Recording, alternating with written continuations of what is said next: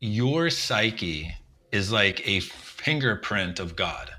And the way information moves through you is completely and radically unique, has never been created before, will never be created again. The creative process is the expression of the infinite through the individual fingerprint of God, which I think would be your daimon. What that energy wants to do is what a seed does to become a tree, which is the active act of creating. Eudaimonia is the long arc of the expression of that function of creating in a way that the highest expression of what could have been becomes. Like, I think you could look at the Diagnostic and Statistical Manual as a list of all the ways your daimon can feel like a demon. I love it. When you're off balance. Welcome back to the transmission, my friends. I'm going to keep the introductory Bardo brief, but I've got to orient you somewhat because we've got an absolutely titanic, wide-ranging mind meld for you today. We riff on everything from eudaimonia, that is what it means to live a good life and how to actually do it, to the deep importance of introspective practices, particularly but not limited to the lens of Buddhism. We both get into the practical kind of entry-level ways of doing that you've probably heard of, along with some incredibly mystical ones that I can almost promise you've never heard of. That and a lot of other psycho-spiritual, mythopoetic fare that I don't think I could summarize if I wanted to, because like I said, this one is just such a sprawler, a true brain melter. So I will just let the conversational wonder nuggets fall upon your ears in a virgin manner, but I have to introduce Erick Godsey. If you don't know him, he's one of my favorite wonderful, whimsical homies to have in the mind meld. He's wise beyond his years. He also has his own podcast. It's called The Myths That Make Us. Check that out along with everything else on Erick Godsey via the portals in the description. And it's hard to describe Erick Godsey. He's an autodidactic deep diver, particularly on the subjects of psychology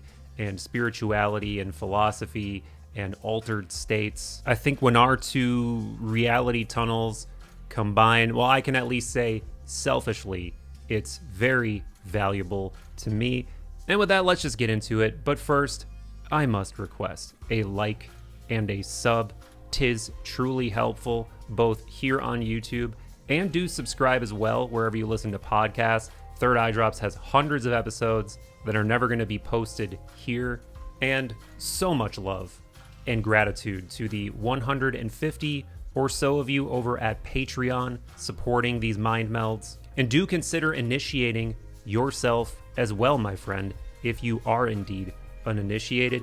It not only supports the show, really all those resources just go back into making this content, but we have a lot of fun over there. You can get patron-only physical rewards, as well as access to a patron-only Discord, patron-only hangs, patron-only book club. Link for that in the description as well. And with that, my friends, let us pass through the portal of this truly sparkling, epic mind meld with my wonder brother, Erick Godsey. Through the chasms of time and circumstance and growth and withering, my brother, Erick, wonderful to have you back in the mind meld. It's good to be back, man. I really appreciate having these conversations with you. Yeah, me too, man. Me too. You're continuously one of the people that I get the most messages about. Our podcasts always trend toward the upper end of things. So I love that they do, man. I love that they do, because I really think the familiarity that we have with each other's like library of ideas and the way we look at the world, it's very similar, yet at the same time it has this like enhancement effect. Like it helps me clarify my own thinking about things, and hopefully vice versa. So I enjoy it immensely, and I'm so glad that the audience seems to dig it too, man. Yeah, I find that whenever we talk, like, you help me extend the things that I've been thinking about. Because honestly, the things that I'm really into, there aren't a lot of people who, like, most people enjoy hearing about what I'm obsessed with, but not many people are able to riff back at me in a way that extends it. And so I selfishly deeply enjoy these as well. Yeah, dude, it's almost like, I mean, I feel this way about humanity in general, but I think it's like a web that's, some brains are further and some are closer, and it's like we happen to be in the same like little pocket of intellectual and philosophical brain power, and it's like our trajectories are very similar, but over time it's like even if you're going a little bit this way, you're over in areas I haven't explored and I'm over in areas you haven't explored, and then we meet in the Right. middle and we're like, oh shit, and then it's just this Exactly. like a little epiphany after little epiphany. So I'm gonna hit you with a classic philosophical query with a little etymological sugar on top that I think you're going to appreciate. And you may have already considered this, I don't know. But the classic question, I guess the simplest form of the question, though I'm going to make it spicier, is just what does it mean to live a good life? Mm. But specifically, what does it mean to achieve eudaimonia? And I assume you're familiar with that Yep. phrase, at least, eudaimonia. Yep. Do you know about the etymology of the word? I know it's linked to the daemon, and that it's Yes. something about like being in possession, or it possesses you, or being in harmony with that force. Yes, yes. So you're already on this deeper level of considering this question that I Yeah. wanted to navigate with you. And for people that don't know, like Eric and I are both very interested in this idea that the Greeks called the daimon, that the Romans called the genius. And it's this idea of there being a guardian spirit sort of attached to your soul, attached to your fate. And it's sort of saying it steers you in the right direction is a little bit too much, but it's essentially it's supposed to be the guardian of that destiny, and it's supposed to sort of speak to you and let you know through various cues like psychological, circumstantial, maybe health, when you're going too far off of the path you're meant to be on. Yep. So I think there's enough here that I just want to turn you loose on riffing on specifically how does how do you make sense of connecting that idea of living a good life with this guardian force called the daimon? Oh, and by the way, the etymology is literally I have this up on the other screen. It's literally so eu means good or well, and daimon. So it literally Yeah. just means good daimon.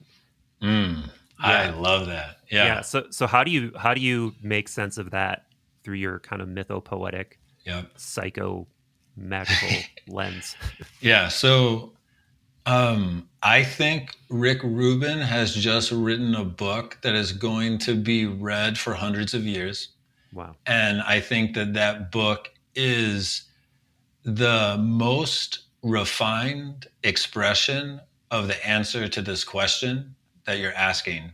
And I haven't read the whole book because I'm purposefully moving through it very slowly. It's called The Creative Process, A Way of Being. And the core idea is that your psyche is like a fingerprint of God. And the Mm. way information moves through you is completely and radically unique, has never been created before, will never be created again. The creative process is the expression of the infinite through the individual fingerprint of God, which I think would be your daimon. And it's almost like what that energy wants to do is what a seed does to become a tree, which Yeah. is the active act of creating. And like, if there's a if there's enough environmental genetic stressors on a organism, it will develop kinks and knots, and we call it mutations or whatever. I think eudaimonia is the long arc of the expression of that function of creating in a way that the highest expression of what could have been becomes. And your daimon will, like, I think you could look at the diagnostic and statistical manual as a list of all the ways your daimon can feel like a demon when you're off balance.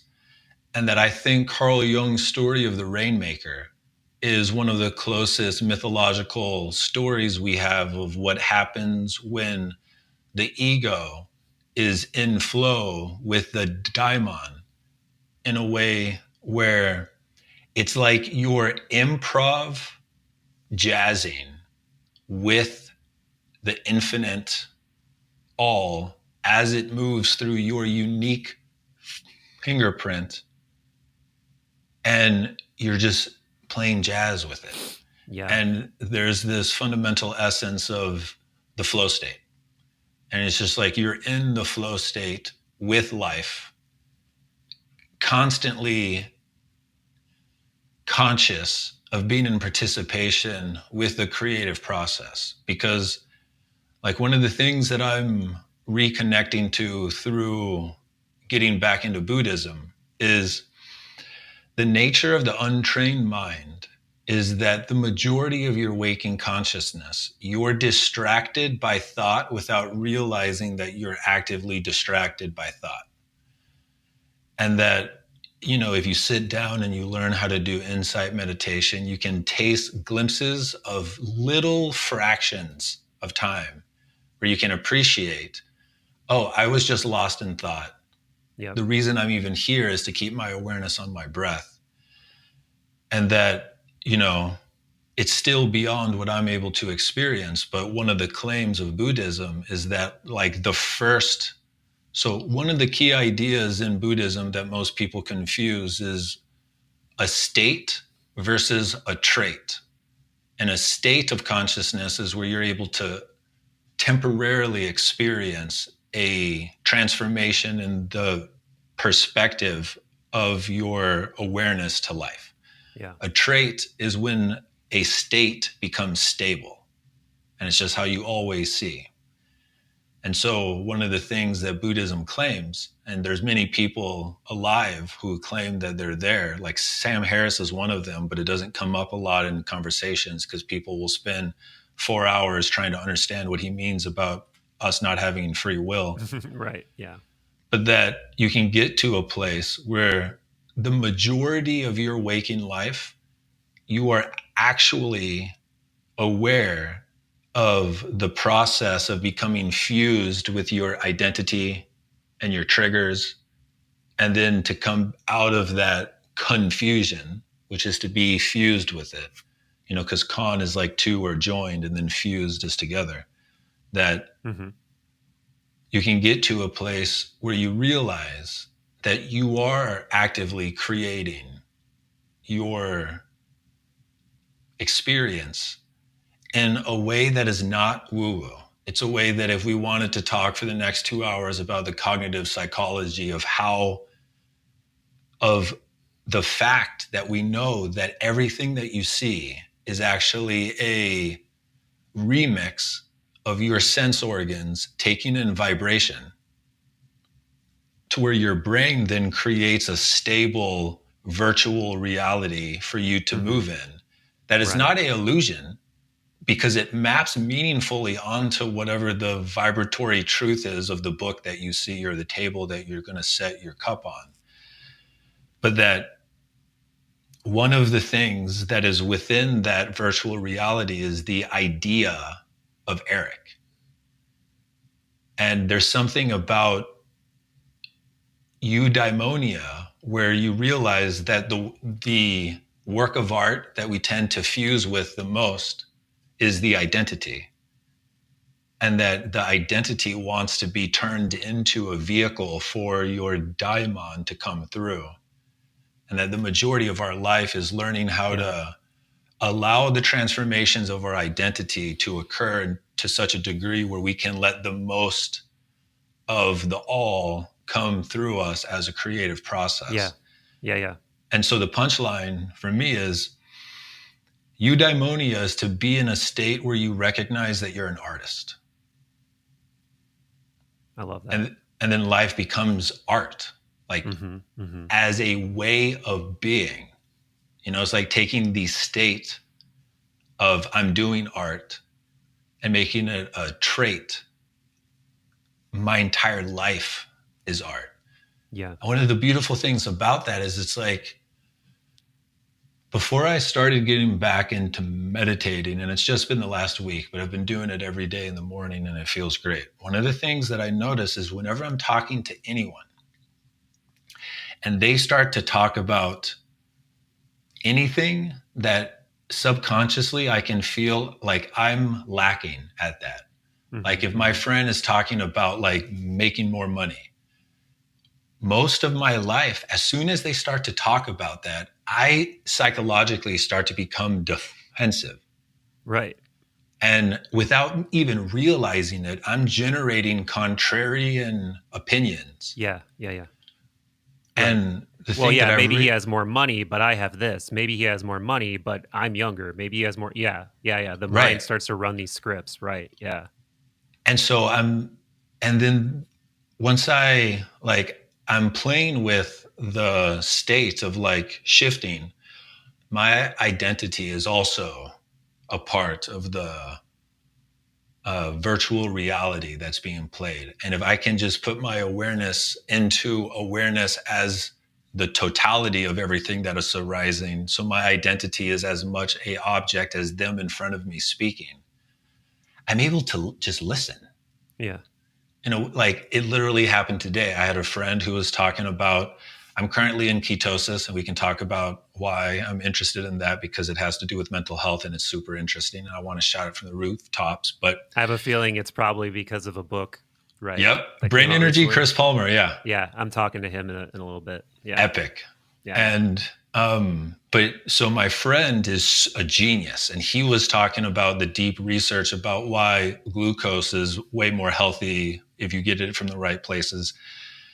He and I have talked about this in the past. I remembered what it was like to hear him talk about it. I remembered that I unconsciously kind of shut down, even though I'm good at making my face stay calm. And they probably can't tell that I'm shut down, but maybe on a really unconscious level, they can. And I would generate ideas to try to like argue, even without even, but today I just let myself listen and try to pick out anything that was interesting that could help the art of what I'm trying to do with my identity.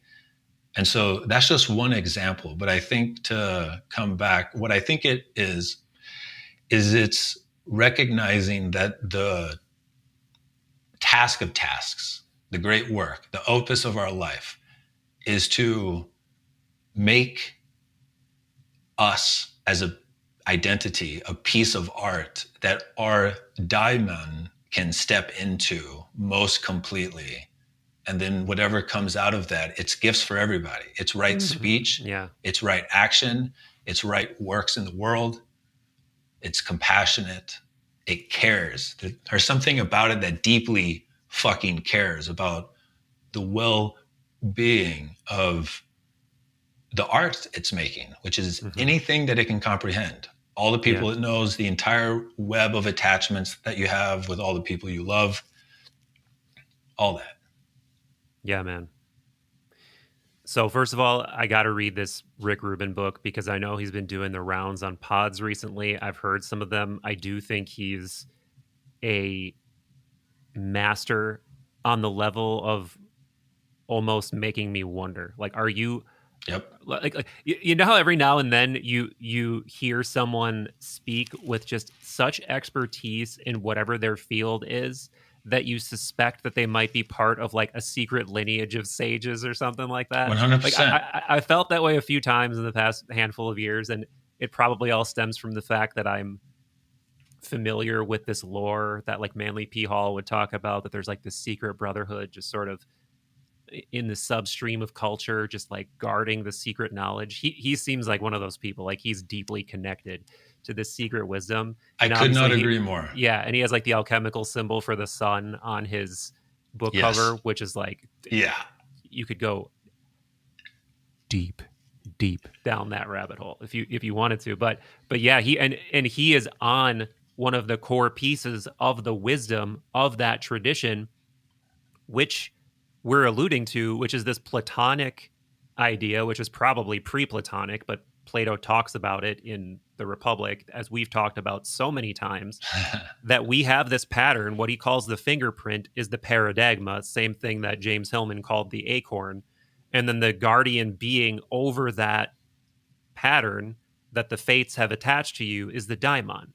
And the more you will have a good daimon, eudaimonia, if you are reverently attempting to navigate the labyrinth of your own personal fingerprint.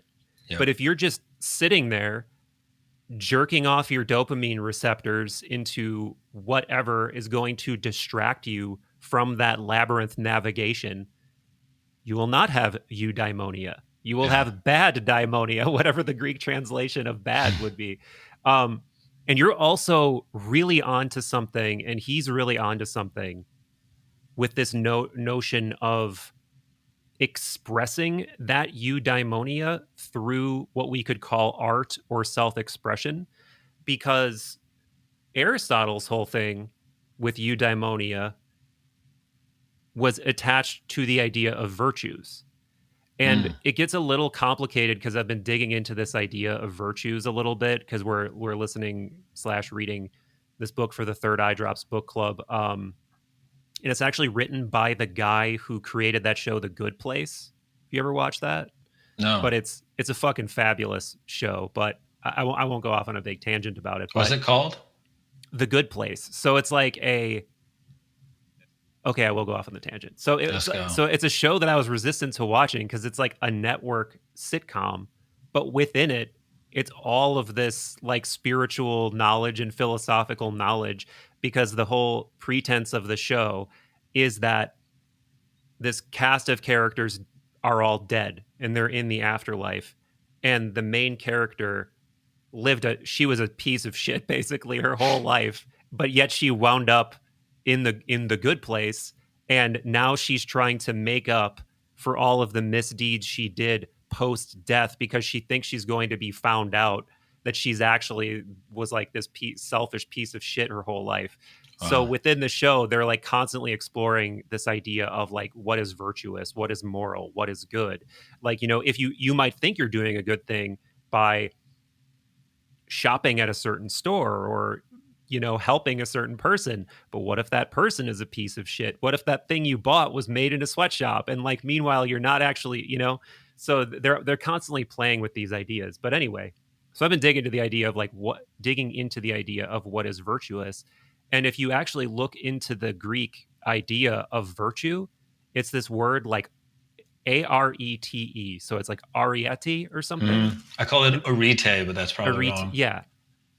So the more common, they say a better translation is excellence. Yep. So to nutshell it, Aristotle thought that eudaimonia required one to lean into their own personal virtues or excellences. So if you are, Eric, a basketball player, or you are a writer, or you are a whatever, and you're doing that in line with what you think you're supposed to be doing. This isn't like some job that you find yourself in. Like, I think his idea of virtue would necessitate, get the fuck out of that job. No, you're making your daimon angry by not leaning into your true virtues. So the idea is, do something aligned with your virtues, then lean into your virtues or excellences, and this will contribute to that sense of eudaimonia. And what will the output be? I think in every case, we could say that whatever the output would be could be called art. Living Yeah. that way could Yeah. be called art. So I think it all comes together beautifully And in a very meaningful and way that you can yeah. sink your teeth into, because this isn't Yeah. hypothetical. Like the ideas are hypothetical, but really I think everybody in their mind just now is like, ah, I know what one of my virtues is. I know that I'm not doing something in alignment with my diet, whatever. Like I think it makes 100%. sense. So a really interesting overlap is the like tonal energy of excellence in the Buddhic lineage as translated through the main Harvard psychologists who really got deep into Buddhism. The words they use to describe the state of consciousness that the insight meditation is trying to get you to is this called rainbow consciousness. Yeah. And the inner image that comes to mind would be a diamond is a structure that allows light in at like the most open light can come in, and then it gets refracted out Yeah. in the full spectrum of the rainbow. Yeah. Yeah. And that from the Buddhist lens, it's like our core is that diamond consciousness. It's literally diamond. And that's what all of us have are layers of ribbons over that consciousness that is our accumulation of personal identity stories. Yeah. Hold on one second. So you were saying daimon, not diamond, or were you like interlacing those words Right. purposefully? Right. That, like, how close is the word daimon to diamond? Whoa. I wonder if there's possibly any relation there. I choose to believe that there is. That like there's a archetypical feeling Yeah. that the type of tone that it wants to take in the human mouth has that brilliance, excellence, radiant Yeah. luminescence, you know? Yeah. Yeah. So the idea in Buddhism on some level is you're slowly starting to work through the awareness of the ribbons and to cut them by understanding that they're a fundamental illusion that's inhibiting how the light comes in and how the light refracts. And so the way the light comes in is that's how the world comes into you. And then how it refracts out is how you do your art with it. But most of us just have like layers of like dirty and tattered ribbons that keep the light from coming in. And people in the West worry, that if I learn how to meditate, I won't have the same passions I have anymore. I won't that's one of the ways that the ribbon consciousness tries to protect itself from being destroyed. And that like what Rick Rubin is sharing in his book, I think is a modern Western attempt to express like, baby boy, baby girl, I promise you, if you let go of these ribbons, your life will be more radiant. It will be more brilliant. All the things you choose to do, you'll be able to do in that type of consciousness that we call flow state. Like the empirical research on people who are advanced meditators who have gotten to that point where, they claim that they've reached the point in their training where they can make that type of awareness stable. Their brain fires in the same way that our brains fire when we're in flow state. Because when you're in flow state, there is no sense of identity. Right. That is mediating your experience. You are in direct experience. And there's a quality of lucid attention that is able to react in the just right way at the just right time, where you could be doing an activity for an hour and a half. Like one of the most juicy experiences of my life is when I'm writing something and I look at the clock and I'm like, holy shit, it's been 3 hours. Yeah. Like that's one of the top experiences in my life. And the rest of my day can be shit. It could just be chaos. But that felt like this is the best day that I could possibly have. Yeah. Yeah. They call that transient hypofrontality, that brain state where your frontal lobe, that super modern human part of the brain is quieted down, the place that holds the sense of self, the projecting the self and the past and the future and criticizing. All of these things are turned down, and then other parts of the brain that approach the world in a totally different, non-ego based way start to take over. And then you're in this more expansive mindset, free of self-criticism, where you're just free to create and be like a channel for whatever that knowledge is in a way that we don't normally have access to, in the way that pure light can refract out, that you're talking about, in a way that's less interrupted. And I really like that. Yeah. And one more thing that I think is really interesting, which is a third. So there's the eudaimonia is one thread, and then there's the Buddhist lineage, which is this other thread that feels like it converges at that point of like diamond luminescent consciousness. The third strand that's super interesting is, have you heard of the book LSD and the Mind of the Universe? I have it, I think. Is it Chris Bash? I don't remember the author's name, and I think it is. And I think I did a pod with him like years ago. Oh, wow. Okay, so... Is he like a former professor who was like secretly doing a bunch of LSD? Exactly. Yeah, it's him. Yeah. All right, so check this out. I read that book recently. What this guy did is when LSD and, the other psychedelics were made illegal, he decided to, on his own, without any help, I think he was taking 600 micrograms of LSD. It was something like that. And he did it 83 times over the course of 40 years. And he, to the best that he can, he maps out his journey of like what he had to work through. The really low level gestalt is that he had to burn through a bunch of pain to eventually get to points where he could be in these transcendent spaces of consciousness. Yeah. And then he would learn a bunch of stuff there. And then he would have to experience even greater pain to then get to this next level.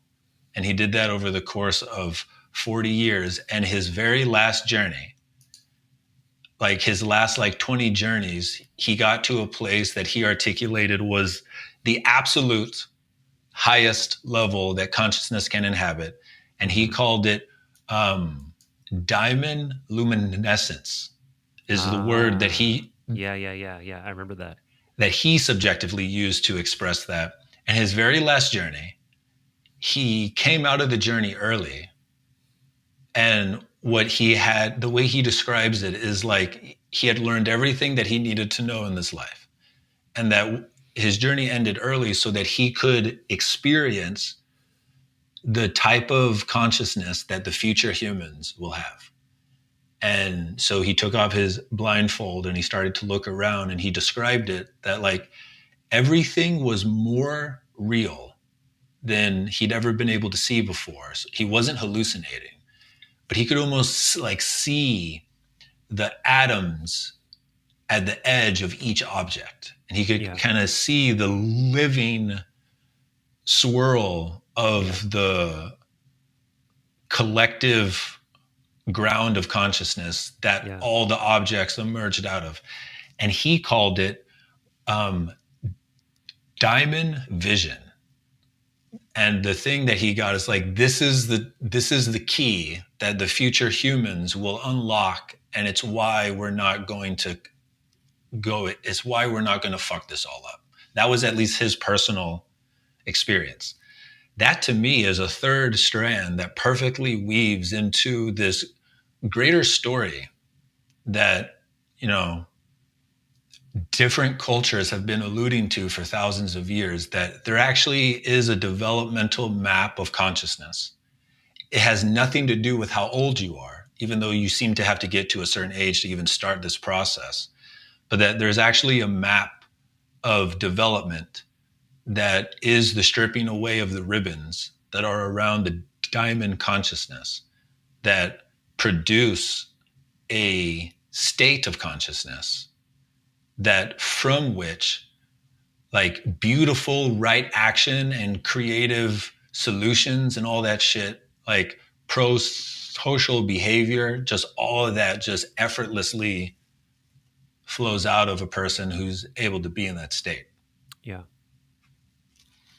Yeah.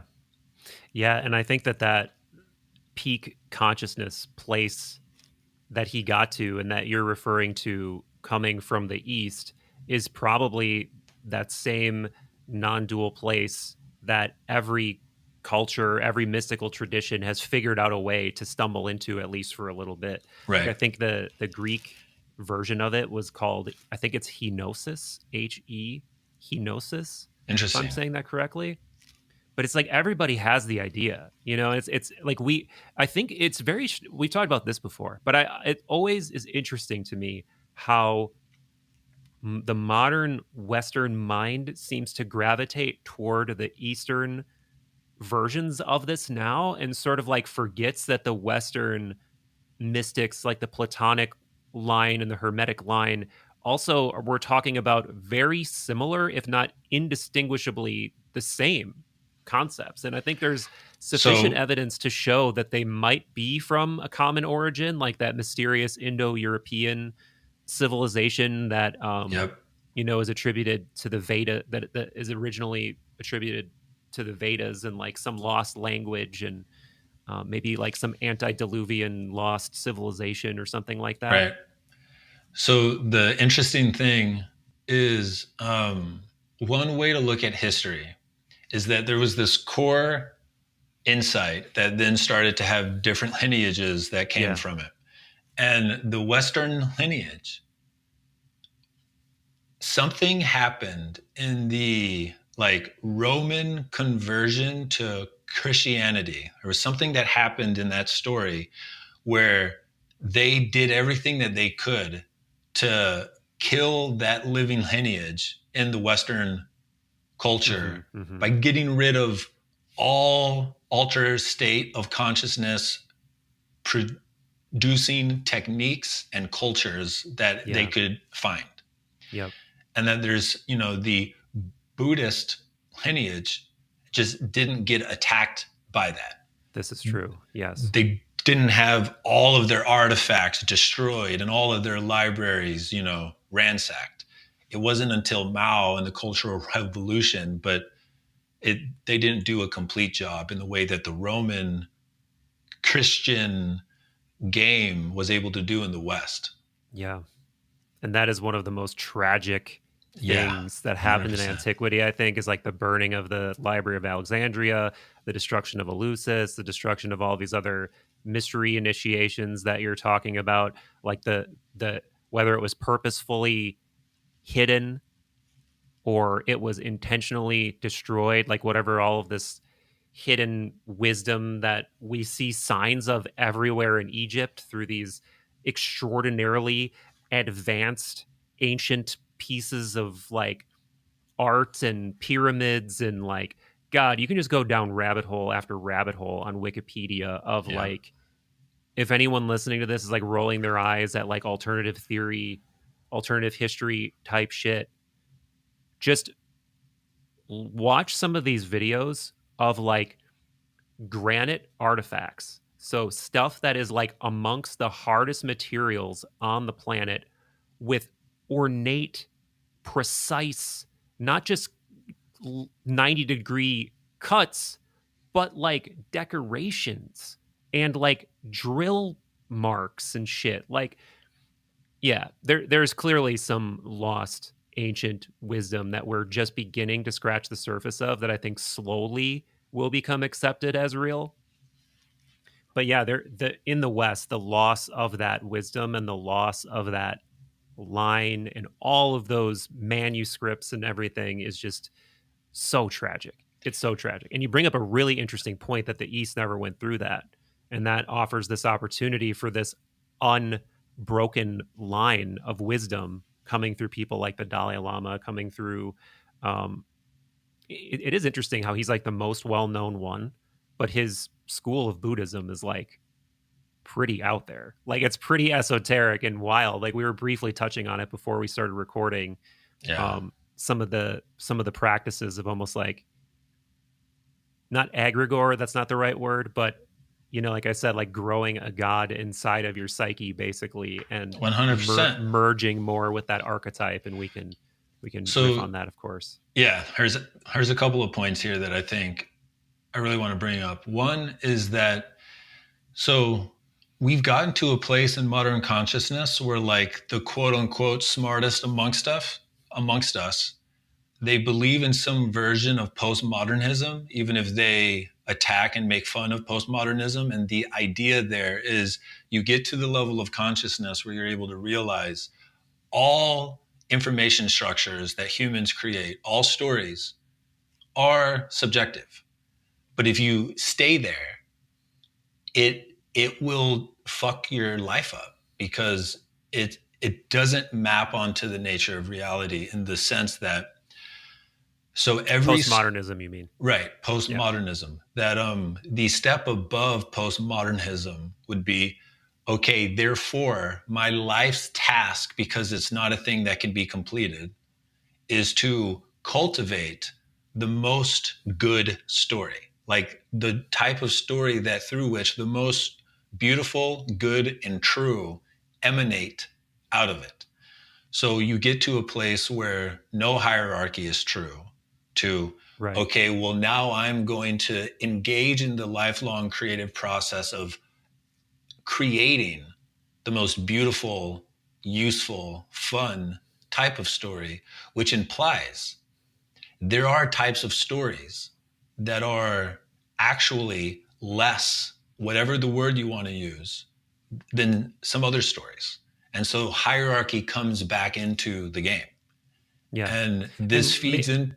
Yeah, go on. I was just going to say, I think most people do have at least an idea of like a working idea of what postmodernism is.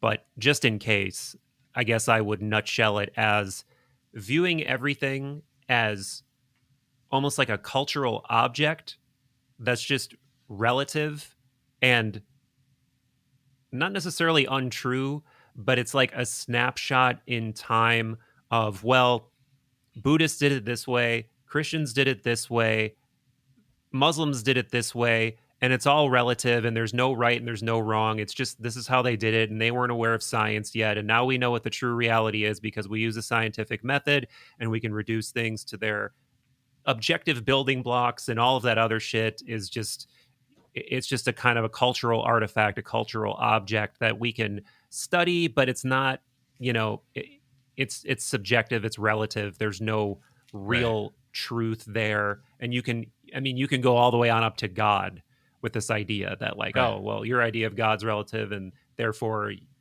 you know, God itself is a relative concept that doesn't really exist in any meaningful way. And I don't know And if that was a good definition or not, that but was good. And the interesting trip, in the same way that when you sit down and you try to meditate and keep your awareness on your breath, no matter how advanced you are, within minutes, you will realize that you were just in a train of thought for like half a minute where you totally forgot that you were on a mat with the mhm. intention to keep your awareness on your breath.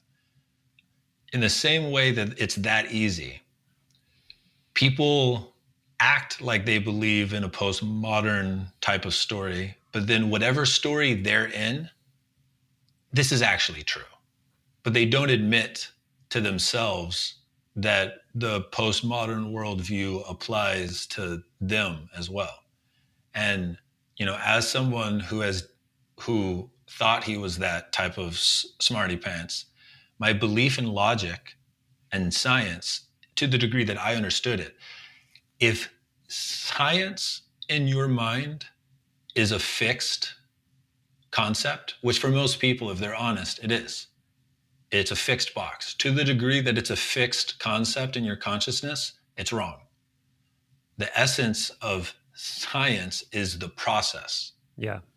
and that there are revolutions in the understanding of the current worldview that sometimes removes everything that was learned before. Right. And so it's not, science is not the set of facts. It is the process by which that generates facts. And that process at times can change facts, which is cool. Yeah. Oh yeah. Yeah, it for sure is. Yeah, and we see the upending of paradigms, I feel like a couple times per lifetime, in a way that truly shakes reality. I mean, we've seen it happen with quantum theory and relativity. I think we're starting to see the beginnings of it again with like the line of inquiry that people like Dr. Donald Hoffman are going down, where Yeah. they're sincerely trying to make a mathematically precise theory or propositions about reality being made of this totally new concept called conscious agents, and that his plan is to show that through this method we can both make new strides and new discoveries and fit everything that came before within it. So it doesn't nullify a relativity, it keeps the knowledge of relativity intact, and it keeps the knowledge of the quantum theory intact, but now we're reaching new levels of inquiry and we're learning new things. And there's other physicists doing this too, like the guy he always talks about from Princeton. Yeah. But yeah, and when that happens, it's a slow process and it's a painful process for everybody from the old guard. So it takes forever to do. And I don't know if we're ever going to arrive at some true unifying theory of everything. But my suspicion is that at this point, if we want to make strides, we need to go down a different road than the reductive, mathematical, experimental only. Like, I think there needs to be that component of it. But I think we're going to reach a level of inquiry that requires somehow accounting for consciousness as being fundamental and involved at every step. And whether Right. that's going to be the finally admitting that consciousness is somehow involved in like wave collapse, like collapsing of wave functions or something. I don't know. I'm not smart enough to know that. But that's just my gut. Like, my gut is saying that at some point we're going to have to acknowledge that consciousness itself is deeply involved in understanding reality, and we're going to have to account for that. But that's totally a tangent to what we've been talking about. So I actually don't think it is. So check this out. John Vervaeke's work, he talks about how one of the functions of the brain is for us to extend our consciousness into a tool. Yeah. That then the tool maps onto our neurology as if it's an extension of our body. Mm-hmm. So if you hold a stick and you start to use that stick, your consciousness actually starts to inhabit the stick as a extension of your arm. Sorry, are we talking psychotechnologies right now? Yeah, right. Yeah, but like this is a thing that's observable in like how the brain will hire when it uses a tool. The most obvious example are glasses. When you put on glasses, your field of vision like moves into it and occupies it like it's a part of what you are. So anyone who is listening to this right now, whatever it is that you're doing, you are very likely doing it completely merged with it, where you account for all of the steps in between the truth that I'll get to and what your life feels like right now. And so what I mean by that is, in Buddhism, one of the first things that they're trying to train you how to do is how to first get to the level of consciousness where you can realize that whatever arising in you is an object of consciousness. It's something that's arising in consciousness. But people who get there, they still have this dualistic view where there is a observer that is somehow localized in space, kind of behind my eyes, in space-time, that's observing the thought or observing the emotion. Buddhism is trying to get you to the point where you can recognize the totality of your identity is one of the objects in the field of consciousness that the thoughts and the emotions are also in. Yeah. So you can almost imagine that it's like the first level of being confused is you're the person in the movie that forgets they're in the movie theater and they're fused with what's happening on the screen. Then people start to sit down and they start to meditate and they get to the point where they can realize that they're the person in the seat watching the movie. The third stage, which is the thing that eludes most people in the West, is to realize that you're the projector in the back that is illuminating the whole thing. But that metaphor is still, because our intuitions are so fused with the identity, that even that metaphor starts to break down. And really, I think the way to exhibit it is if you're playing Skyrim and you forget, you're just in it. And then you can realize that you're the player playing the game. But then there's what's called like the unbounded field. Yeah. That the player and the game arise within. And that level, that state of consciousness, if you're able to touch it, you can begin to notice that in order for anything to be, that thing is working completely perfectly. And so all science that's ever been done has been done within that unbounded field. Yep. All speaking about science, writing down anything for some other human to interact with, it requires us to be in that space-time game that is arising, like our version of it. Anything we've ever known, can ever know, is arising within our field of unbounded, whatever you want to call it. Yeah. And I think that Donald Hoffman is like, really on one level, what he's doing is he's creating magic in the language of the most powerful magic of the time, which is mathematics, to trigger that flipping of consciousness in whoever studies his work. Yep. Yeah. Yeah. And what I love about it is he, although he is not an adherent of any wisdom tradition, when you talk to him about a Platonic idea or you talk to him about a Kabbalic or Eastern idea, his ears perk up. And I have to imagine that he's almost like, you know, like I remember bringing up like Indra's net of jewels, like this idea of the interconnected web of consciousness that, you know, makes up reality or whatever. And you can tell he's like worked that into his repertoire of how he talks about his network of conscious agents. Yes. Like he understands that there's real wisdom there, and he doesn't dispel these things as myths or like old ideas. He's like, there's real wisdom in there, and I'm gonna extract the alchemical potency from that wisdom and put it in to the killer technology of mathematics and express that through the scientific method. And if you do that, you're doing, I don't know. I mean, I don't even know. You're doing transmutation. You're doing some. It's kind what a of magician in this age does if they're fully committed to being a magician. I agree. And he's also a meditator, by the way. Like I know he's a daily meditator. So if you listen to his podcast with Annika and Sam Harris, what I was able to see, and maybe this is just my projection, but what I was able to see was in the same way that Rick Rubin has that vibe to you of like, he actually is a part of a thing that he's not letting us in on, but he's offering his character as a brief aperture into this thing.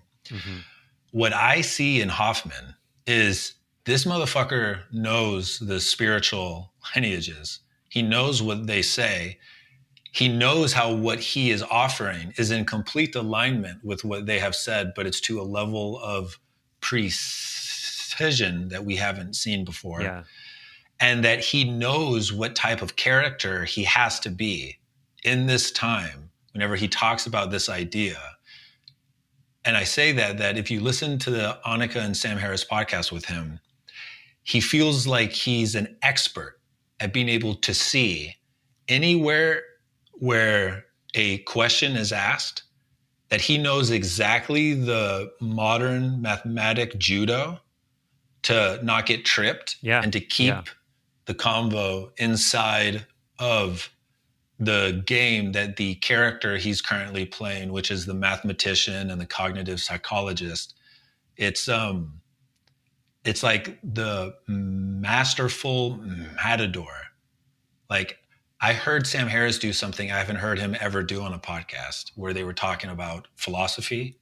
Mm-hmm. He agreed.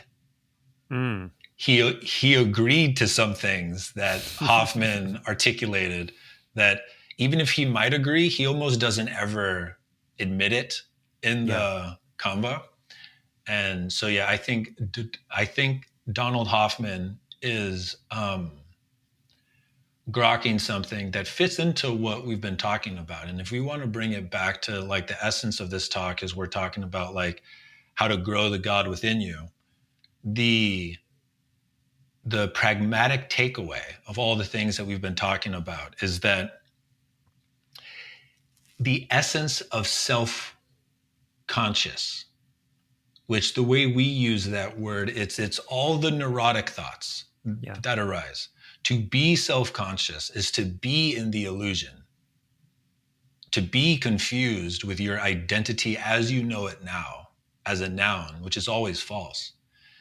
That once you learn how to work with the illusion, you become much more free to express in the creative way that only you can. And what you will find is that when you act that way, life starts to cohere around you in a way where, when it started to happen to me, it felt like I had to gaslight myself for a long time to keep myself from having hope again for the first time, that the fundamental nature of reality was just. Like, I could feel that I had a personal grievance with God since I was a child, that the fundamental aspect of this is actually fucked up. I don't trust it. Like, and whenever I would have a really bad trip, it's getting into the place of, oh, this is all insert fake, illusion, virtual reality, a lie, a trick, whatever. And then you spiral into hell, which hell is like, it's the absence of the connection, that the fundamentalness of the whole thing is actually just or good. And there's something like, that's like the root of all the reasons why we do things to inhibit our genuine expression. And it's because we don't trust life. We don't trust God. We don't trust other people as a reflection of the nature of God. And there's something that happens. And, Carl Jung called it a synchronicity. But it's when you're in that pocket of just true expression, and something happens in the quote unquote outside world that lands in your body in a way where, for me, it completely blew apart my atheistic worldview. And it had to recombine into at least agnostic, and that's a place that I'm still in. But it's like, even though I'm agnostic, one of the things that feels like it's actually not as agnostic anymore is that John Vervaeke's work goes really deep into this from a scientific standpoint, and he calls it relevance realization. Are you familiar with this term? Not specifically, I don't think. So a quick recap would be that from a purely scientific cognitive standpoint, the total amount of things that your awareness could attend to in this moment is practically infinite. And that there is no algorithmic process that could process that much information like a computer tries to process info in a way that would allow you to do the things that all humans do, which is, there's something in us that effortlessly is able to apprehend of the practically infinite amount of phenomena in this present moment, the things that are relevant to me. Yeah. So And this is where he gets into like salience and stuff, right? right. And he Yeah. basically spends like 50 hours of lecturing Yeah. to build up the case that this process is mind-blowing once you're able Right. to appreciate that we do this. Yeah. Because there's logos within it. There's like a Right. hidden Exactly. organization that gives it Exactly. purpose. Yeah. Exactly. And that one of the things that he articulated in a talk with Jordan Peterson that flipped a switch for me is he offered a potential definition of the good. And he said, the good is the fact that reality is apprehendable to any degree, Yeah. and that our life is proof of the testament that that will be true in the next moment. That our entire life of awareness, to the degree that it has been a success at all, because we are alive, is the evidence of the good. Yeah. The good is this quality of the field of consciousness that all humans have, that is able to apprehend at least something meaningful that allows you to do the game of life where you've made it to the point where you can even hear a person say, that's evidence of the good. Yeah. And It's so yeah. that flipped a switch in me where it's like, Yeah. I'm not agnostic about that, Right. you know? And like, Yeah. that's new for me, is to have a belief that I'm not agnostic about. Yes. Yeah. The good is a comprehensible open space that is just potential, that holds you, that allows you to exist with no precondition. And it allows you to function as an agent. You know, it just allows you to, without condition, exist and experience existence. And and this is where it gets debatable, like where it gets spiritually debatable, is that if you really think about what if someone loved you to the absolute maximum, what would they give you? They would give you complete freedom and autonomy.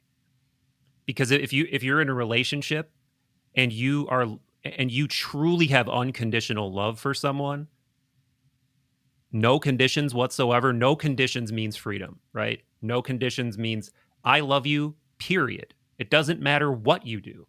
And in a way, the mere existence of the universe, the mere existence of the human psyche, soul, phenomenon could be conceived of as that. Because it's like, I love you so much, you get to exist, and you get all possibilities.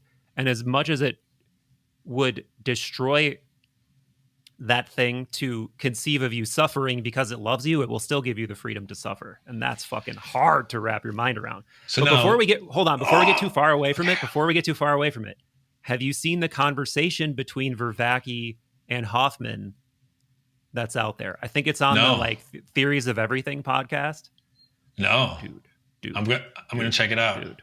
Yes. I won't spoil it, but I do want to say real quick that previously Vervaeke had raised some issues with Hoffman on like other pods, and he walks everything back in that conversation.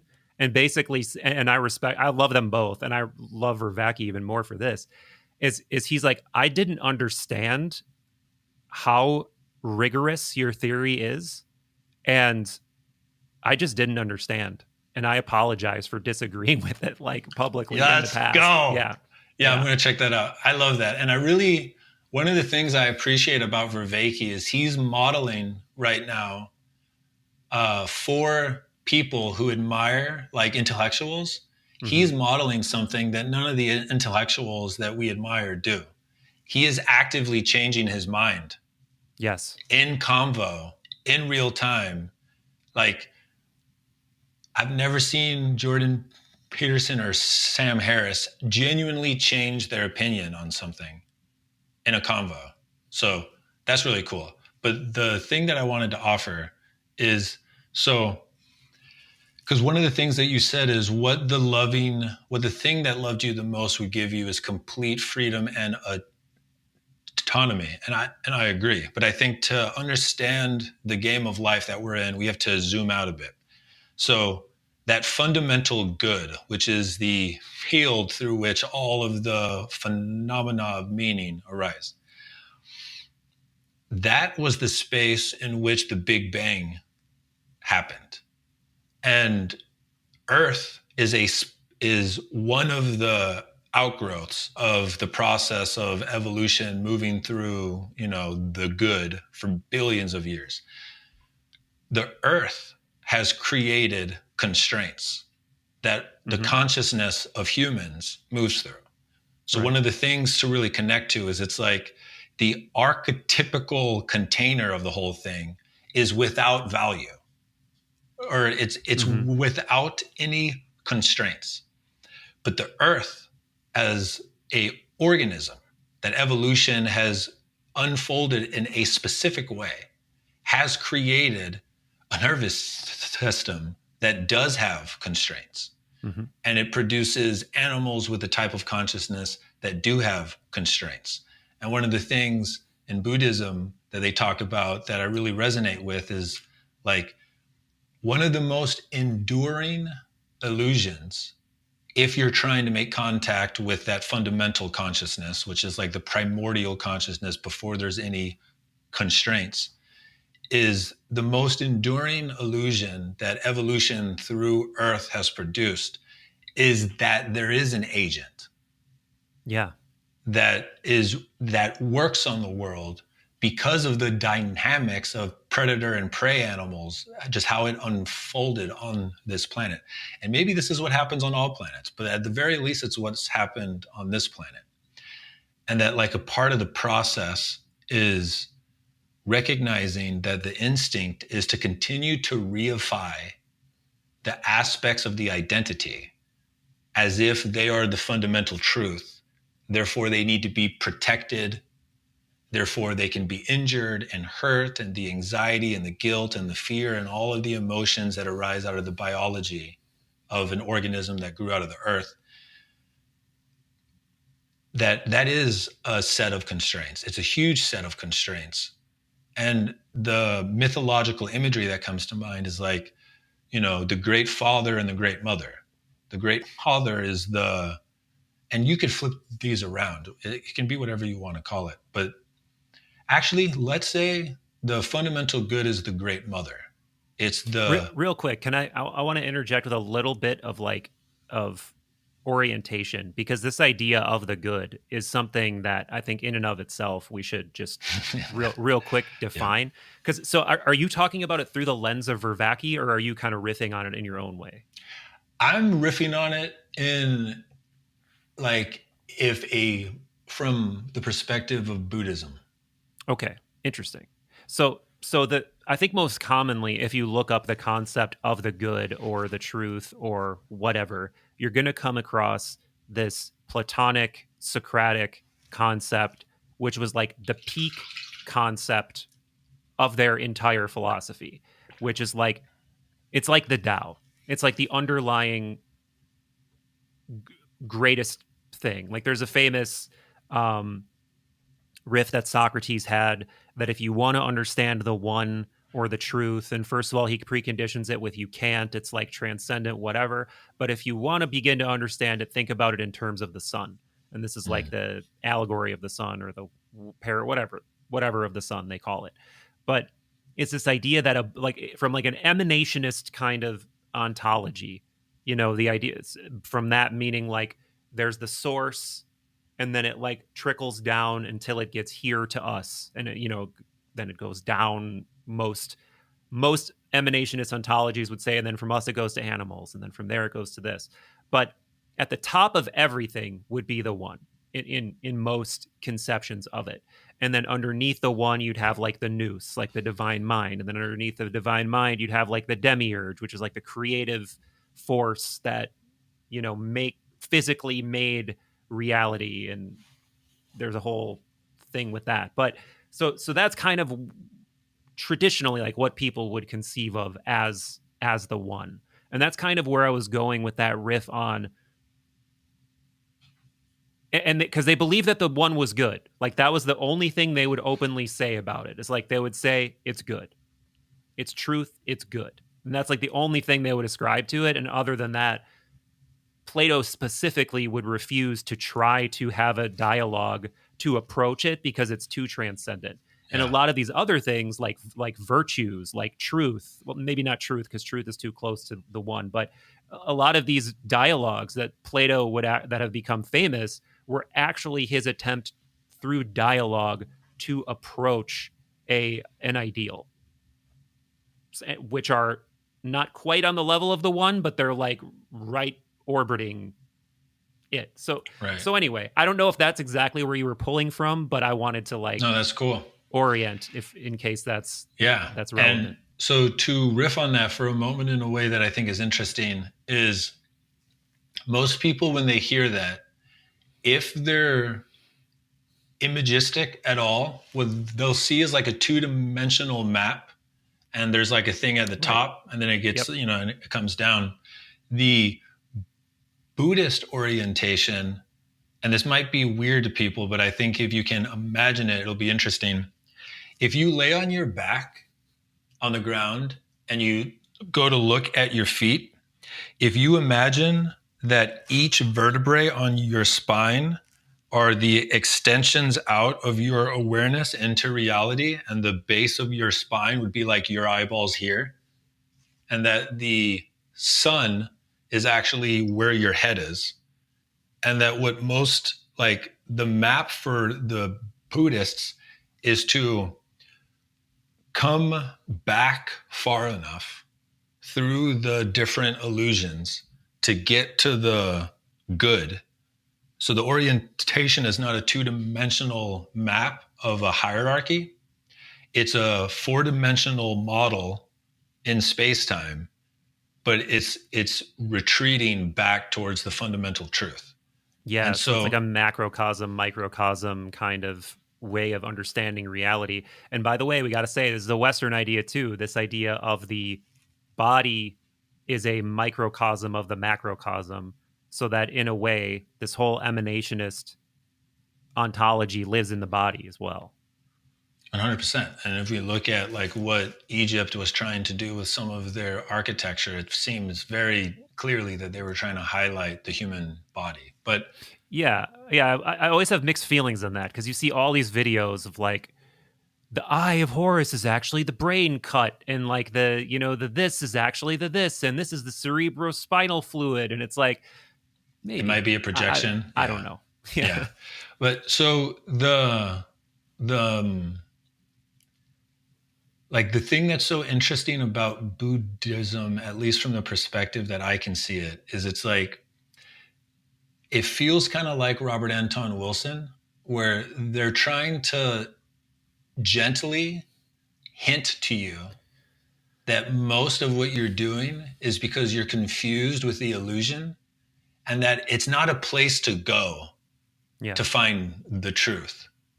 It's actually a process of releasing the unconsciously fused belief that what I'm feeling right now is because you made me feel that way, or that like this pain in my body is proof that life is not good, or that the me not having this job, like it's all connected to this identity that is the culmination of trauma and attachment wounds, and that we're completely fused like with my idea of Erick. And I can tell that this is one of those things where I'm not expert enough in it to explain it easily, but it's something that I'm super pumped about. And so I find that when I start to talk about it, I feel like, yeah, I'm not ready to talk about this yet. what? Well, okay. Now, what specifically is this? Concepts from the same book we were talking about earlier? I haven't had a I haven't had enough accumulated experience in being in the perspective where my identity is not fused to me Right. to talk about it at length in a way that feels like it's helpful. You know, like it's something I'm just starting to, it feels like I'm at the place that whenever I remember to, I know how to move into that. But then just like trying to keep my awareness on my breath, if I'm really honest, I can't go more than 5 seconds without a thought. I can flip to that perspective, but I can't do anything. I can't stay there. And so it feels like I'm talking about a thing that I haven't really earned the right to talk about at length. Yeah, I see what you're saying. Yeah, I don't think many people have, dude. Like I think even a lot of the people who meditate regularly lack that just pristine being that you hear about. That's sort of the promise. It seems like that's the promise of meditation, right? Like that you'll achieve this calm, pristine being that's just, this like we were talking about before, like the diamond luminescent consciousness, the prajnaparamita. I don't know if that book talks about that, but the non-dual awareness, that's like the just that it's like that henosis that we talked about earlier. But dude, I think one of the things I've been thinking about this recently in terms of meditation and prayer and all of these things is people underestimate the power. And the place I'm coming from here is this idea of like being bad at meditating, right? Like the idea of I'm bad at meditating, because everyone listening to this is probably quote unquote bad at meditating. If you conceive of meditating as being able to just connect to your breath, being able to connect yourself to whatever task or focus point you're giving yourself for that meditative exercise. But just think about it this way. Think about the profound difference of if you decide to meditate twice a day for 10 minutes versus not. Right. Like think of those as anchoring objects in your day, and just knowing like it's 8 a.m. and I just woke up. I know that at 9 a.m. I will be meditating. And then you go throughout your day, and in the back of your mind, you have the knowledge, I know at 9 p.m. I will be meditating. And that begins to create this like these mindful like pulls almost on your day, where there's like this sacred almost reference point. And I've been playing with the idea of I want to start doing 3 meditations a day, but not like that's some big flex or something, because I think they can even be short. And it's similar to the idea of why Muslims pray 5 times a day. Right. Because if you think of the idea of just think about the power of knowing your next prayer is just a few hours away. Think about the power of knowing your next meditation is just a few hours a day. That starts to alter everything. Versus if you have this giant open landscape where it's like obligations, entertainment, procrastination, and just like a big mixture of those things all day, every day. Huge difference if you even have like 3, 5, or 10-minute meditations scattered throughout those 3 things. Like everything must settle back down into those moments. And I think that's why regular meditation is powerful. It's not just what's happening in the meditation, it's the way that it kind of pulls everything into it to get you into the seat, and that you're more likely to maintain mindful states between the meditations. And I think you start to make that connection in your life, it becomes very meaningful and very powerful. And it doesn't even matter as much like how long you focused within the meditation, as much as it's just like your core signal starts to become more mindful. And then that feeds back into the meditation practice to make it a smoother entry and exit, And the thing that comes to mind is when you have practices like that and you're actually still and you're not taking in, a deluge of external information, it might take a while to be able to get to that place behind the thinking, just the like, here are all the things I have to do now that I'm taking a moment. Oh my God, I need to do this. Because that's one of the things that people will experience first in the West is once they start to sit down, the things they forgot that they needed to do will start to just pop up. Yeah. And you're like, I just need to go write this down. And then you go off into your day. But if you get, what I find is that whenever I get still for even like an hour and I'm not doing anything, but I'm also not meditating, it just, within an hour, I start to get clear again on like what matters to me. Like I can go with all the plant medicine and all the coaching and all the blah, blah, blah. I can go weeks and not have a true moment of like taking a step back and being like, what do I want? Yeah. What am I doing with my life? Like, why have I, for the last 3 weeks, I felt guilt about what I was eating, and I was just doing it. Or I felt shame about watching porn, and I was just doing it. And there was that work thing that I knew I needed to do that I just haven't been doing for weeks, and I've felt like I'm doing something wrong this whole time.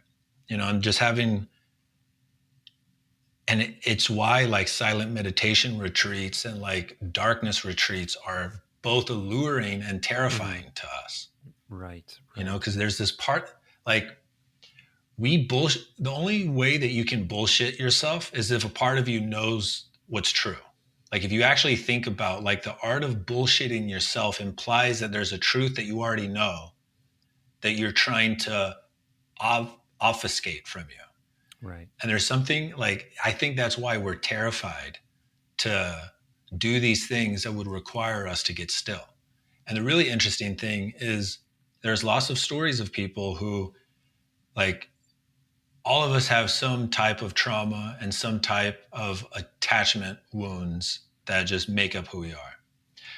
Many people who go on silent meditation retreats who have been working on trauma for a while, their trauma will actually come up in powerful memories by day 4 or 5 because they've gotten still enough. And they're actually, if they're guided properly, they're able to do a tremendous amount of work on their trauma through literally just having learned to sit and to pay attention and not react to whatever is arising. And I think that there's something really core here to kind of the theme of the podcast today, which is you will be in eudaimonia to the degree that you've alchemized your traumas and your attachment wounds, because those are the core things in our development that inhibit our true, genuine expression. And to the degree that your true, genuine expression is inhibited is the degree to which you will feel ill. Yeah. And you won't, and you'll be in bad daimonia, whatever. We got to figure out. There has to be like an actual Greek word for not being in eudaimonia. Mal? We got to figure out. What is it? What? Maldaimonia? Maybe. It makes sense. I just had something right before that, and now it's been scuttled. I think it was. So you were talking about, before you were talking about alchemizing the core wounds and traumas. It was just before that. Do you remember? I was talking about, like, in order to bullshit yourself, you have to actually know that something is true. Yeah. And I think there's something that jumps out to me immediately that I think is a rug that most people are afraid to look under. And it's like that. It's both the entry and the exit point of this whole fucking thing. And I think it's their mortality. I think that is, so I think if there's the emanationist cosmology of like some goodness that everything else emanates from, and typically in most of these schools, the idea is to realign your mind with the highest principle that you can possibly align it with on that ladder. And I think that the core fear, then it makes sense in a kind of reverse emanationist way, is death, right?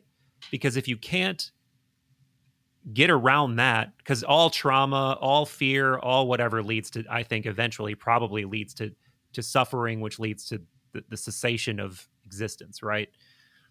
And I think that I think that's the reason we're afraid to be alone, to do that internal work, to be in the quiet, to take the heroic dose. I think that's the core of my fear is like, I, I partially, to getting back to your point of bullshitting yourself, I know what's there. I know what I'm going to find. And it's like there's something within me that's afraid to go back in there and face that thing all over again and re alchemize that thing all over again. Because it isn't just one, I don't think it's just you, oh, I'm over it. Never mind, I'm over it. It's No. it's something you need to recontextualize, redigest, recontact, because the story, like our lives, our egos, our conception of self are like this story built off of stories, off of stories, off of stories, off of stories. And underneath the whole story, there's something that just flicks the bottom Jenga block and fucks the entire thing up and makes it all irrelevant, and it's your death. And it's like we don't want to reconfront that thing, man. We don't want to reconfront the annihilation that awaits us. Yeah. So, But I think though that ultimately it's a lie. Like I think ultimately that thing that we're afraid of is probably a lie in a way that we can't fully understand. right. So this is what I realized is, my core grievance with God happened when I was a kid. And I've told this story to you before, where I learned about heaven. And then I tried to imagine what it would mean to live forever. And I found it so unfair and so cruel because of, like I only had my family dynamics to then project out into forever. Yeah. That I just was like, if this is true, God's fucked up, and I held that grievance for a long time. And the first time that I did a high dose of ayahuasca, that was the first confrontation that I had to meet, where the alchemy was like, we are going to sit here in this space of eternity until you accept, because we can't do anything else until you get past this. Mm-hmm. Like that was the way it felt in hindsight when I try to give words to it. To speak to your point that it's not just you experience it once and it's done, is almost any time that I get to a state of consciousness that's so big, and it's almost always with altered states of, with help, I have to re-enter that story of eternity. And it doesn't mean it's real, but I have to be able to accept that that's possible, right, in order for me to then continue on whatever wants to happen. One of the things, I don't know if we've talked about this yet. I think we have, but reading the Western research on reincarnation, and I believe it's out of the University of North Carolina. We haven't talked about this. Oh, man. Okay. So there's 2 generations of researchers. I believe it's the University of North Carolina, where they've been collecting stories of children who claim to remember their past life. Mm-hmm. And they've interviewed like 10,000 plus cases. Wow. And what they do is they'll go ask and interview the kid and learn what the kid claims they know. Then they'll go do objective research at the person's life they claim to have been. And they create like a test for the kid to take. Because they know the answers, they give the test questions to the parents who don't know the answers. The parents will then ask the kids, and they will observe the question and answering. And they'll only keep cases that pass a good metric for being, mm-hmm, like, this is interesting. They have over 3,000 cases that have made it to that level. Wow. And they've written a couple of books. And just a couple of months ago, I started to read the book, and I could feel like I started to read it when I started a plane flight. I read it the whole flight, and I could feel by the time that I landed and I put the book back into my bag, I realized I don't understand what this will mean for my life, but I could feel that the idea of reincarnation entered into my fortress of a mind, like the Trojan horse got into Troy. Mm. Like I could feel that it was in me. I could feel that it hadn't deconstructed my worldview, but I could feel that the horse was inside. And it was because of the clarity and the honesty of the research, and then the profoundness of the studies. There's like 2 or 3 books that you can check out. I think the one I got is called Life Before Life. But I can feel Right. now, I don't understand it, but it feels like it's a phenomenon. So I'm going to put that there. One of the visions, like one of the like contemplative visualizations that the Wheel of Time teaching teaches is you And this get comes to, from that. Can you just contextualize that quick? What is the Wheel of Time yeah, teaching? so the Wheel of Time is the full teaching that the first university that was made in India taught as the teachings of the Buddha. And it's called the Wheel of Time. And most of those teachings weren't allowed to be taught outside of you being a monk. Hmm.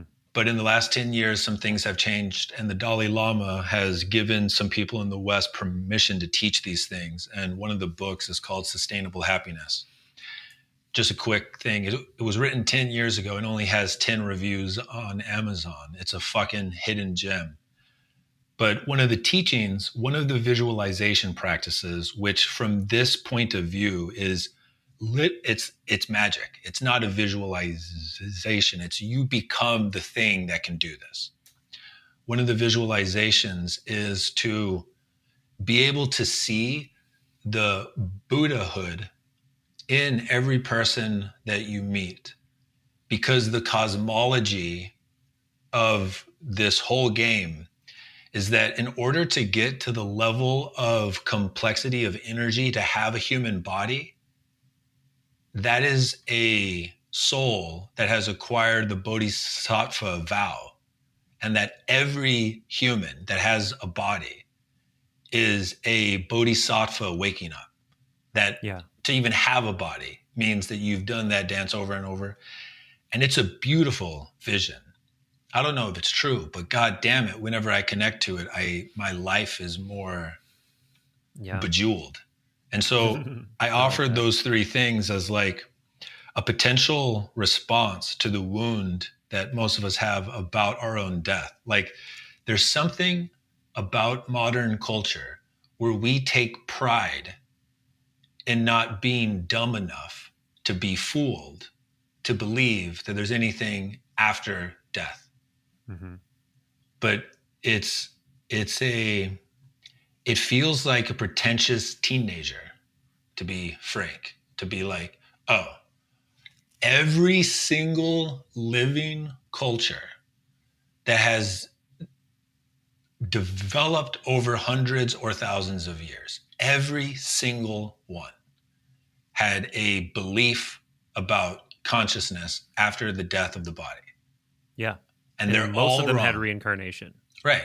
And from our lens, it's like they're all wrong and we know it, but we sit in a culture where 25 million people a year die from diseases that didn't exist until we started to create the culture that we have. We have over 450 million people who are diagnosed with a mental illness. We've got millions of people who take drugs every day. Like psychologically, we are the most sick in recorded history. And we are so sure that our story about reality is just like we are the cutting edge. They were all wrong. And it Yeah. seems it's it's a agnostic belief for me now. Yeah, brother. Yeah, I mean, I could go down this whole Chris Ryan rabbit hole of the diseases of affluence and how we have essentially weakened ourselves and cursed ourselves with this like myth of progress in this way that we're living. But I'm gonna resist that and just tell people to go listen to that podcast. But but yeah, dude, the ubiquity of this idea of reincarnation is that's another Western thing that we've kind of forgotten about. Like again, this Platonic myth of it's a story of reincarnation. It's a story 100%. of a soldier dying in battle, having a vision of the afterlife, seeing, and all the stuff we've been talking about, by the way, with the daimon, with the fates, your paradigma or fingerprint or acorn. This is all talked about in this myth, and this idea of death and being reborn through this process of having all of the old trappings of your life and ego separated from you and being put back on the earthly plane in a form that has like a momentum with it, with how you lived. And I mean, it's very similar to karma, but it's maybe a little bit, I'm not a scholar on these things, but from a layperson looking in, it's super, super similar. And, Pythagoras, like the Pythagorean teachings, I think seem to be the closest to the Eastern teachings in a way where it's almost spookily similar. Like where I think people say he was probably initiated into some kind of Indian mystery tradition. Though Hmm. there's a lot of things about his life that are lore and legend Right. and supernatural, so it's hard to separate fact from fiction. But this idea, like in the like of like metempsychosis, they called it, is so similar to the Eastern idea of reincarnation. And it's only, again, this is like another thing that seemed to die with the rise of the Judeo-Christian um, spiritual lineage, was the idea of reincarnation. But what's so funny is they picked and chose so many other ideas from Platonism and Neoplatonism in particular, but then they just like left certain things out, like Yeah. reincarnation, for instance. Um, so I think it's extremely interesting, and I want to know more about this research, dude. If you don't know off the top of your head, that's totally cool. But let me know what school this is and like what these books are, because I'm definitely curious and I would definitely like to talk to somebody involved in this. Yeah, let me look that up real quick. Yeah. All right. So the current generation um, researcher, his name is Jim Tucker. And his teacher was Ian Stevenson. And they're the University of Virginia. Sweet. That's what it is. Yeah. And I think Ian passed recently. So now it's Jim Tucker.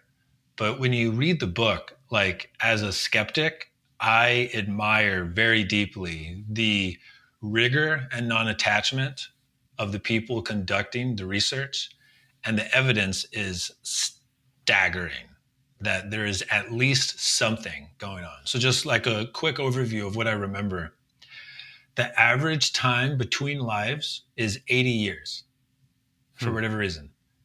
And it was never more than like 210 or something of any of the cases that passed any type of the tests. And um, like 20% of the reincarnations were people who actually are like a lineage member in the family who died in a way where it felt like they needed to come back, and they kind of explain what Hmm. that looks like. The other super intense part of the research is birthmarks being completely correlated with how the previous person died. Wow. Yeah, because that's something that's measurable, right? Right. Yeah. And one of the cases that they introduced at the start of the book is there was a girl who claimed that she remembered a past life. The researchers went and looked into the life and eventually came up with a list of 48 people that person knew, and then what their relationship was to that person. So was this their mom, their dad, their brother, coworker, lover, child? They asked this girl. She got all of their names right, 48, and she only got Wow. one of their orientations to the person wrong. Wow. And it's like these are two lives that didn't, there's no one in the family who knew these people. And it's one of those things where if it was 10 cases, I would probably ignore it. If it was 100, I'd be like, this is cool. And I'd probably never think about it again. They have over 3,300 cases. That's insane. And it's like, what the fuck? Yeah, I need to know more. I need to know more. That's very interesting, dude. Um, one of the things I wanted to riff on a little bit, since we're getting a little deep into the chronological waters now, Let's is go. we talked a little bit about this idea of growing the God within you. We on the recording, I think we've only said the phrase, but this is a specific practice actually that you're reading about in this book. And I think it's really interesting, both as a just an esoteric practice that I think would a lot of people would be like, wow, that's I've never heard of anything like that. But I think a lot of people might be interested in playing with this idea and looking deeper into it. Like I know I'm interested in it for maybe we'll talk about the reasons why I'm interested in it later, but 100%. All right. So I'm just going to give you what I've learned so far from the book. So first off, the text that this book is, or that this practice is being translated from is called the Diamond Pavilion Process. Like that's the much older text in Tibetan that is being translated in order to teach this. The way it's translated is called role modeling imagery and self-transformation. So the idea is that this is a type of concept that can make you move along the path of just trying to sit much more quick. It's called the quick path. And so basically what you do is you get introduced to a God by your teacher. Now, what we would do as Westerners reading is you would pick out a God or goddess that embodies the higher traits that you want to bring forth in you. And you then start on a process that when I look over it, it's like this is a Tibetan version of Western magic with a CK. So, step one is admiration. And this is where you learn how to hold the image of the God in your mind. So, for let's say Hermes, like you would start to really allow your imagination to start to like create the inner moving movie of Hermes. And this is a thing that you would do every day. Like you would hone how well you would be able to see that image in you. Step two is called welcoming. And because I haven't read this deeply, I don't know exactly what it looks like, but it's like once you've like made love with your attention into the object of this God, and it's a thing that you can like almost feel it around you, you then start to speak. I think they call it sutras in their lineage, but it's like spells to very welcome, much, yeah. to bring that energy into you. Like you're actively asking it to be in you. And then step three, this is really interesting. Step three is once it's in you, you then start a process of admitting your faults to it every day, where whatever it is you're asking it to help you do. So let's say you want to step into being a creative instrument for the Hermes in you. Then step three would be you every day you sit with, all right, what do I need to confess to you of the things that I've done in the past that have inhibited this expression in me? And that gets really close to the confession. You know, like I think there's a deep archetypical magic about that. The book gets a bit wonky at this part, but I believe step four is now you request consistency from this God, that it will help you in moments when you're not on the mat. So like when you're out in the world, you're basically asking it to step in now, like move through me.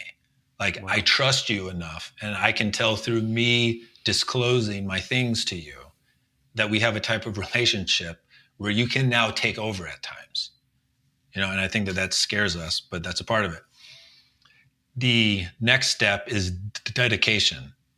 And so, again, I haven't read this in deep, like, I don't know it firsthand. This is just going off of what the titles of these parts of the book are called. But this feels like you are now taking an active process of acting as if Hermes is moving through you. So the process before this was like, I trust you to, maybe there's a couple of moments throughout the week where you just come through me. Now that I've seen you do that and I've witnessed myself being able to do that, now I am making a commitment to you to act as if that's the case all the time. Yeah. And then you get to a point where, like, there's one more step. I don't know exactly what it is. I can't find it from just scanning, but it's where you then complete the process with that God. And then you go to the next one. Oh, wow. And the Buddhist God, like, there's paintings in this book, and the final God they're trying to move into. So I'll give you a list. The first one is called the White Tara, and that's the healing mother. And what this book teaches you is this is the goddess that when you do this process with, it starts to purify. It will bring up and heal the traumas and the attachment wounds and all that. So that's actually probably a very uncomfortable one. But that's like the cleaning of the thing. Like, yeah. From their perspective, if you want to move like a laser down the path, that would take a long time if you were just using the first layer of techniques. This is much faster. And if you read LSD in the Mind of God, this is exactly what he went through in the first part of his purification. Exactly. And archetypally, that seems like that makes sense that would be the first step on like any kind of initiation. Right. Like whether we're talking psychological or spiritual or anything, it's like letting go of the wounds and healing the wounds. Or exactly. Yeah. And now check out this elegance. The next God that they have you do the move with, his name is Manjarishi. And what that translates to is useful, sheer brilliance. This is the full emanation of the inner child, that once all the attachment wounds and all the traumas are moved, what it reveals is that shimmering, brilliant play that all of us had as children, that all of us have learned to hide because, we met the world. So that's God 2. God 3 is, I can't pronounce it, but it translates as the mother of transcendent wisdom. And so I won't even pretend to know what this one is, but it feels like it's you starting to grok and experience the higher mode of wisdom. But this is where it gets interesting. The next God, like once you've cleaned and once you've recontacted that brilliant inner child, and now you know what it means to be wise. And I think that's probably like right action, right behavior, all that shit. The next God is called the heroic altruist mother father. Whoa, dude. And the images of these gods and goddesses are absolutely fucking, it's so psychedelic. But so say the name of the book again and like hold it up, just because I know I might clip this out because this part's fucking amazing. The name of the book is Sustainable Happiness. It's 10 years old. It's so funny. It's called Sustainable Happiness. I know. And there's this in there. It's like, by the way, you're going to be doing like visualization God contracts in this bitch. It's such a bad name. But so the heroic altruist mother father. And then like what that does, what they're trying to do, what all the bodhisattvas were trying to do is to claim the promise of the good is so beautiful that anyone who is confused, I will work to liberate every other human, every other consciousness that can't see the brilliance for the rest of time until it's done.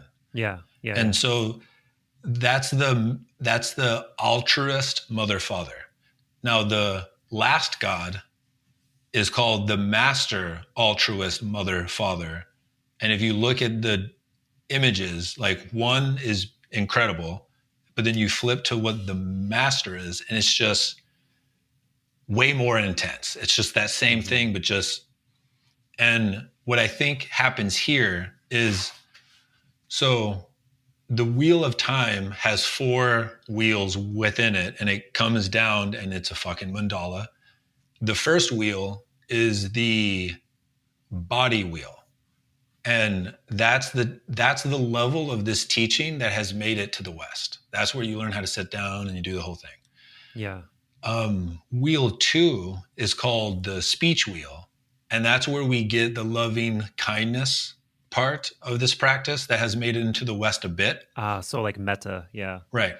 Yeah. Metta is one of my favorite. I just actually wrote a script for a metta thing, by the way, that I'm going to start giving away for free. I love that. And so that's the first taste of using the astral, if you will, to start to cultivate images that change you. The third wheel is called the mind wheel, and that's where you're doing this work with the gods. And, you know, they call it self-imagery process or whatever, but it's God work. The fourth wheel, the most core wheel, is called the bliss wheel. And I haven't read this chapter yet, but the bliss wheel is Tantra. It's you've acquired all of these gods, which have helped you like want to be a bodhisattva-like force in the world. The fourth wheel, the core wheel, the bliss wheel, is Tantra.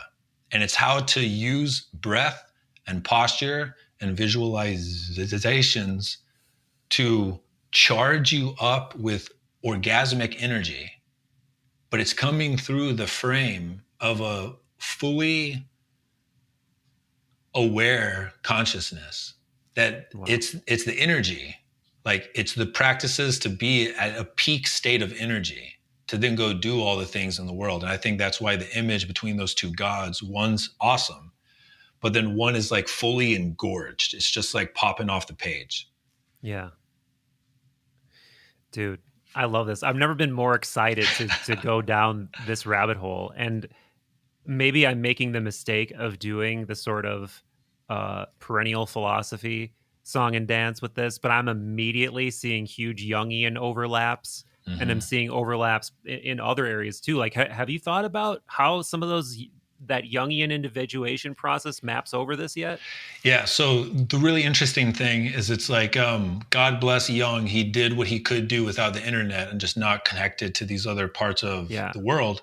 But what Jung was doing with the individuation process is the slow attempt to do what the white Tara process is doing. It's like trying to move through your personal muck to get to the point where the thing can start to come through. If Jung had met this lineage, he would have, and he actually kind of did this with some of the parts that came through the Red Book, but it would be like to go beyond the contents of what he could generate, what his unconscious could generate, and connect to a collective God image that's been honed over 2,000 years by people like him in a living lineage. Like that would have been what it could have been. Well, so another big thing that just like perked my wonder whiskers up is the amalgamation of the masculine and feminine in a single being. 100%. Because this is something that he, you know, his conception of the syzygy or whatever it's called. But also, this is, if you look at a lot of alchemical hermetic art, 100%. there are these hermaphroditic beings that have genitals of both sexes, and they're like transcendent beings hovering over some kind of process, like emanationist process or alchemical process. And the goosebumps I get real quick is the parents of Hermaphrodite were Hermes and Venus, or Hermes and Aphrodite. I personally think that the fundamental good that we spoke about is somehow linked to Hermes.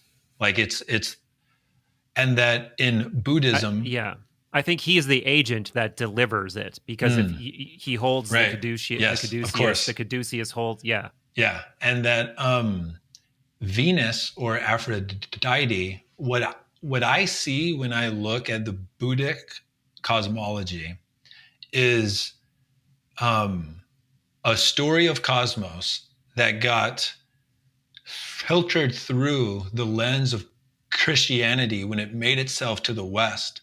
And so it got polarized into good and evil. Yeah. And the story of Buddha, when he awakens, is that the demon Mara, which is the lord of all demons, rises up and brings all of his children, which are all, like anxiety, fear, desire. And like, he tries to distract the Buddha from awakening. Mm-hmm. He's seen as a demon. And when you look at Maya, which is the illusion that the like confused identity believes it's stuck in, that's all seen as like bad. But the thing that's interesting is I think that if you don't put the heaven, hell, God, devil map over it, I think what Venus represents, which is the desire to desire, like the love and the enjoyment of having a want, is a beautiful thing to play with if you realize that you're playing with it. But if you're not realizing that you're playing with it, you're caught in a type of hell. And so I guess what I'm offering is that the hermaphrodite feels like it's the fusion of like being in the world, being in Venus, and then being the thing that's able to move out of that world and view that world, which it feels like that's one of the core things that Buddhism is trying to teach. Yeah, man. And my brain's exploding right now too, because I'm seeing more and more overlaps between this and Hermeticism as well. Because one of the core practices that I don't understand very well is this thing called the ascension of the spheres. And each sphere, it's like they're equated with planets and gods, but they're also considered governors. So really they're sort of like archetypes, like we're talking about, right? Like you have a feminine archetype associated with purification, for instance. Well, the first female archetype in these spheres is the Venus energy, which is not quite the same thing, but it's another feminine energy that you move through. And the whole idea is an ascension. You eventually get back to as close as you can to this divine mind through actually, this might be the main difference, is in Hermeticism, it's a relinquishment of these parts of your being and these attachments. So it's like, that directly maps onto what is happening in the Wheel of Time. Well, here we go. It's the exact same thing. So, goddamn. Yeah. All right. So one of the things that I've learned just recently is there's a Western map of development that was Why are we figuring this out right here, right now, Eric? Everybody should fucking know this. Everybody should know that this is the archetype of like actual spiritual development. Bro, this is exactly where I'm going. So there is a map of development called the stages model. It's STAGES, all capitalized, that a bunch of studies have been done, like Western studies have been done to find that this is a valid and reliable test that looks at the development of the perspective that the ego has. And it charts a map that there's scientific published papers that argue this map fits almost perfectly onto what the Wheel of Time teachings teach. And what this map of development shows is there is actually a hierarchy of development of consciousness that can be measured. You fall somewhere on that. There are things below and there are things higher. And as long as we're able to, we have to heal from So one thing that happened in our zeitgeist is once there were stories that got strong enough where the people who were at the top of those stories had complete power, they fucked up. And there's like a collective mistrust of any story that has a clear hierarchy. And a part of the idea here is you have to alchemize that grievance that you have with the all to then be able to take in this map, which if you looked at it from a place of non-reactive attachment wounds and traumas to whatever happened to you that makes you afraid of hierarchy, that you can see there are multiple worldviews that have been honed over hundreds and thousands of years that all overlap in a way where there are stages. And the beautiful thing is that if you can learn to trust the map, you can start to see exactly what the next step is. And it's not about you don't win the game. It's not like all you're doing is getting to a place where your view of consciousness has transformed. And so to give a clear idea of this stages model, the first model or the first stage is you just got born and everything that is happening feels like it's happening to you, for you, that you don't have to act because you can't act. And it's you, and then the universe is providing for you. The next stage of consciousness is when the ego develops enough where it learns that it has desires that aren't being met, and that there are other people that are the obstacles of its desire. And it learns how to move and to try to get around the obstacles to get the thing it wants. And so, like, one of the things is there's a dramatic transformation in consciousness from the infant that can't walk or can't move to the infant that can start to act on the world. And I believe there's like 12 stages, and then there's 4 more hypothetical stages that they don't even try to test because it's so out there. But what they have found is that the test is remarkably real compared to all tests that we create in psychology, which you could debate. What is the stages methodology from? So it's from a lineage of women who have worked in psychology for the last 100 years, and they're developmental maps. So it's a lineage of developmental psychologists who have built on each other's work for about 100 years. And the stages model is the most refined current model. Really interesting. Really interesting.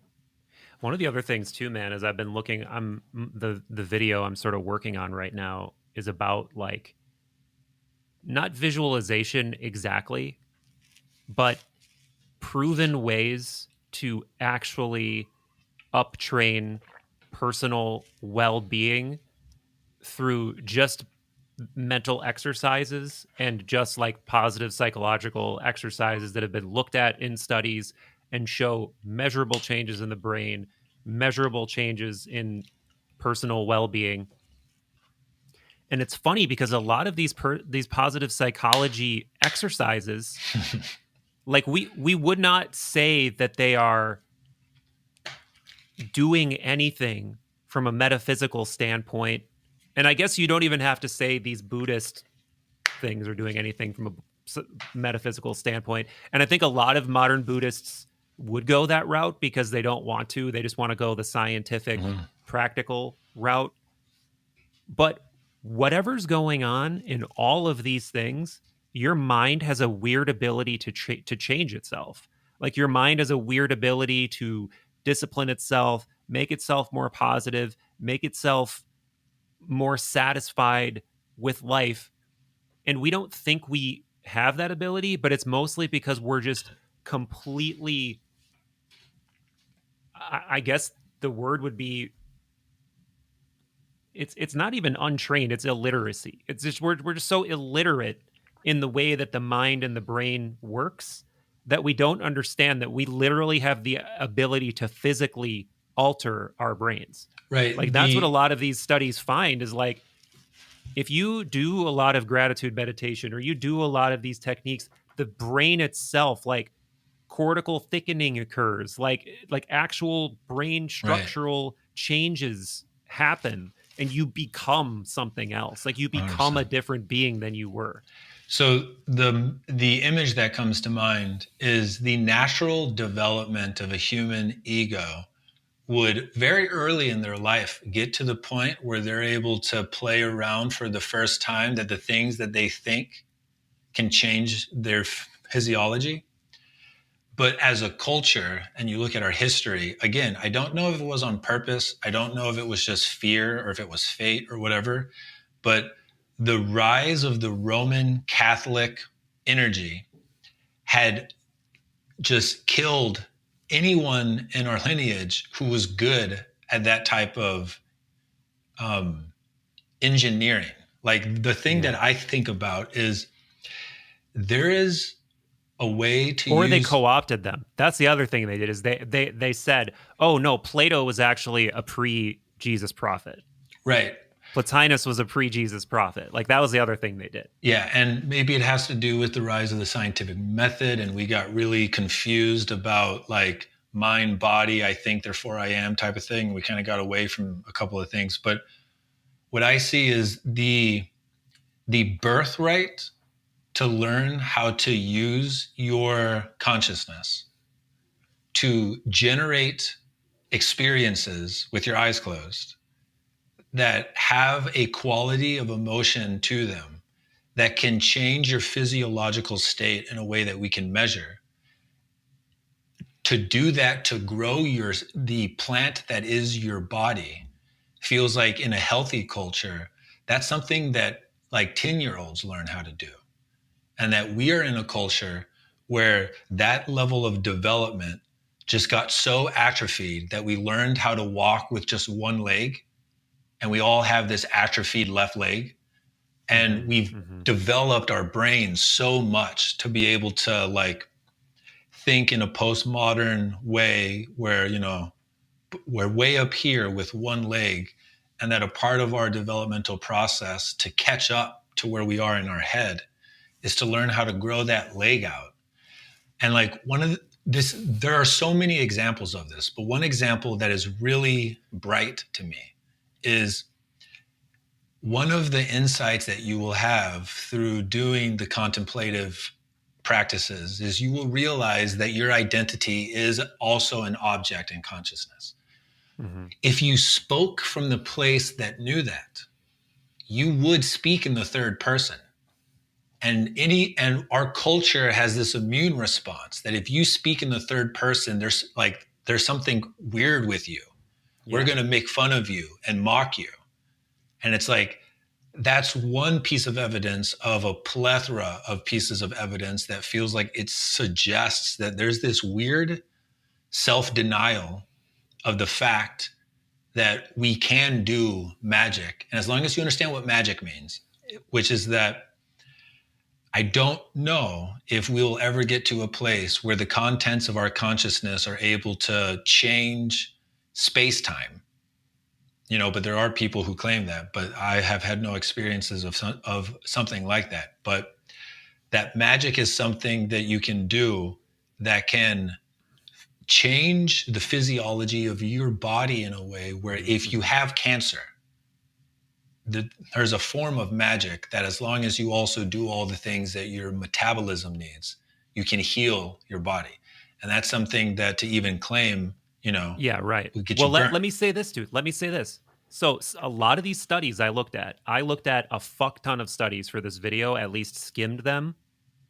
The other common denominator in people who described themselves as either having a general high level of personal well-being or did exercises specifically to uptrain their personal sense of well-being was a marked reduction in all causes of death. Yeah. And they mapped out like everything they mapped out was reduced, like cardiovascular death, people Yeah. who were already sick too, that started developing all of these techniques to elicit a more positive mindset regularly, also had better outcomes. So it's not like you can just, we're not saying you're going to cure everything and everything this way, but it does something. It does something. And just to finish the tangent, I don't necessarily think the metaphysical thinking people are wrong. I think it's just that they're downplaying a really beautiful, mysterious intermediary step. It's that you, through the power of your mind, are changing yourself into a being who is now capable of creating that future you want for yourself, or is Right. more capable. 100%. And that's still mysterious as fuck. And beautiful and fun. And a thing that is really interesting is they explain it in Sustainable Happiness, that when you really understand what the Buddha was articulating by life is suffering, is that if you're unconsciously fused with the identity that is hurt, it will generate a 12-step process that by going through that process, the last stage of that process is to die early from disease. Ooh. Like, and this is like not a remixing. This is a Harvard translator translating as clearly as he can the essence of what the Buddha outlined. And it completely matches with what we understand about stress. That if you're in a Yeah. constant reactive state where what the Buddha will call DUKKA, dukkha, Yeah. is compulsive action that leads to pain. And that it completely maps on to what we know about stress. Yeah. So everybody fucking start doing meta. Really. I mean, it's my favorite tool. Like so I looked at a bunch of different things. I wrote a whole thing that included like exercise and all these other things because there's so many methodologies that are shown to increase to a sense of personal well-being. Some of them, like we talked about today, are super esoteric and out there. But the one thing I will say that is so easy that you can do right when you hit stop on this podcast is do meta meditation. You can do it every day. It's not weird. It's literally you just sitting there and putting well wishes out into the world, onto people, onto yourself. And it has such a profound, measurable effect on your mood within like a few minutes. I love it, man. I love meta so much. And the thing that feels like meta is the core technique of wheel 2. And what wheel 3 is trying to cultivate is, now that you know what it tastes like to genuinely care about anyone that you meet, now we need to get you ready to be a force in the world that can make change in the world, that can elevate the people out of the pain that they're in. And so there's some like invitations in our time of like cultivating a inner God or representation of what hard physical work is like, so that you can start to, like, we live in a time where if you don't make yourself work hard, like in your body, you're going to get ill. Like, Yep. we're so comfortable and everything is so easy for our physiology that if you don't cultivate that, you're going to be an atrophied instrument in the world. And the other one feels like this could actually fall into, the hard work, but cultivating an inner God of contemplation, of not doing anything. Because it really feels like the people in our time who are going to do the best are going to be the people who are able to create a life in an environment that keeps out most of the bullshit, but allows in the highest quality info from what's happening in the culture. And unless you actively train yourself you're probably getting your ass kicked every day by your phone. Like, one of the things to really connect to is, from the perspective of a child alive now, there is an entity in the house that isn't anyone in the family. And it's capturing their parents all the time. And it's that screen. Like, imagining the perspective of like a 5-year-old, and they're looking around their house, and mom or dad are spending the majority of their time in front of these screens. It feels like there's this entity in the house that if we don't teach our kids how to properly orient to the dukkha imbued inside of digital media, like, it's making a generation of teenagers more mentally ill than any generation of teenagers we've observed before. And it started in just the last 8 years. And it's melting the psyche of adults too, man. I don't think even adults know how to deal with this shit. Right. I certainly fall victim to it all the time. So much so that I'm like in the middle of planning a hard reset on not only my screen time, but a bunch of other habits. Like, I have a whole thing written up, and I'm going to do it next month. But yeah, man, but again, the beauty of it is as pernicious as it is, as ubiquitous as it is, as much as it's not a question of if it will kick your ass. It will kick your ass. It will steal time from you. It will contribute to just procrastination, time wasting, 100%. But you can do better. That's the upshot of it, is you can do better than you're probably doing. Yeah. It. And that's something we all have to fucking do. And the thing that I would offer to that's even more aspirational is the people in our time who accept the task to learn how to ride the largest wave of energy that's ever existed, which is what's coming through these screens. If you accept the task of learning how to ride that wave, it is literally the best time to be alive.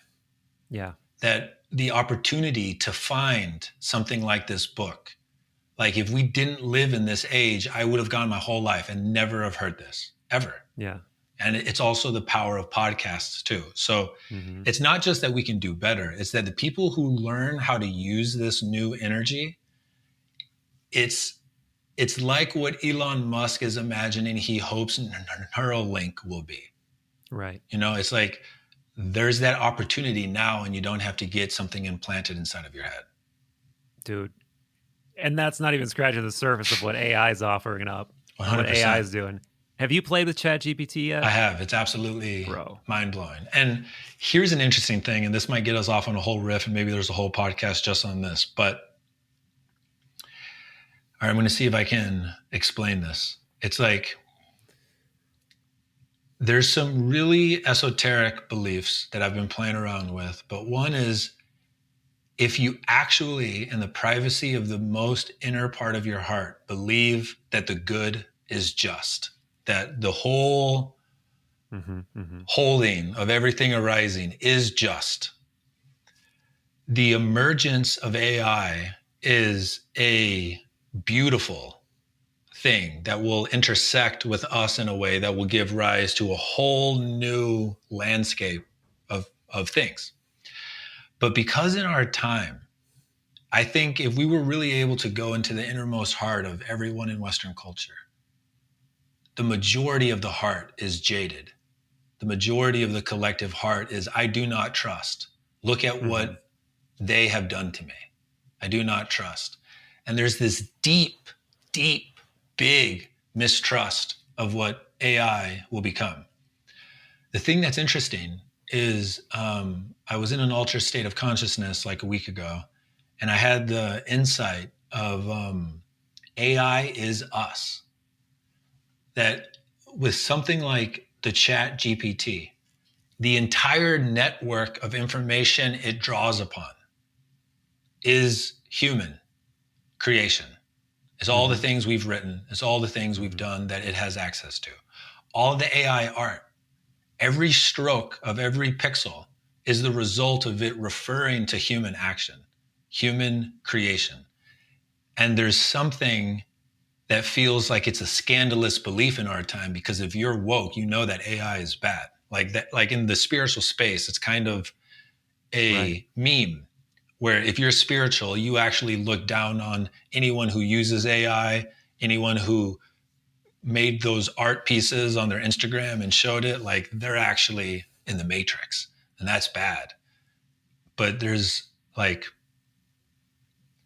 I think Mr. Beast, as funny as it is the best example of a person who has naive trust in starting a creative project with an AI. So what he did when he was a teenager is he used the algorithm on YouTube as a proxy to this is the world. This is the audience.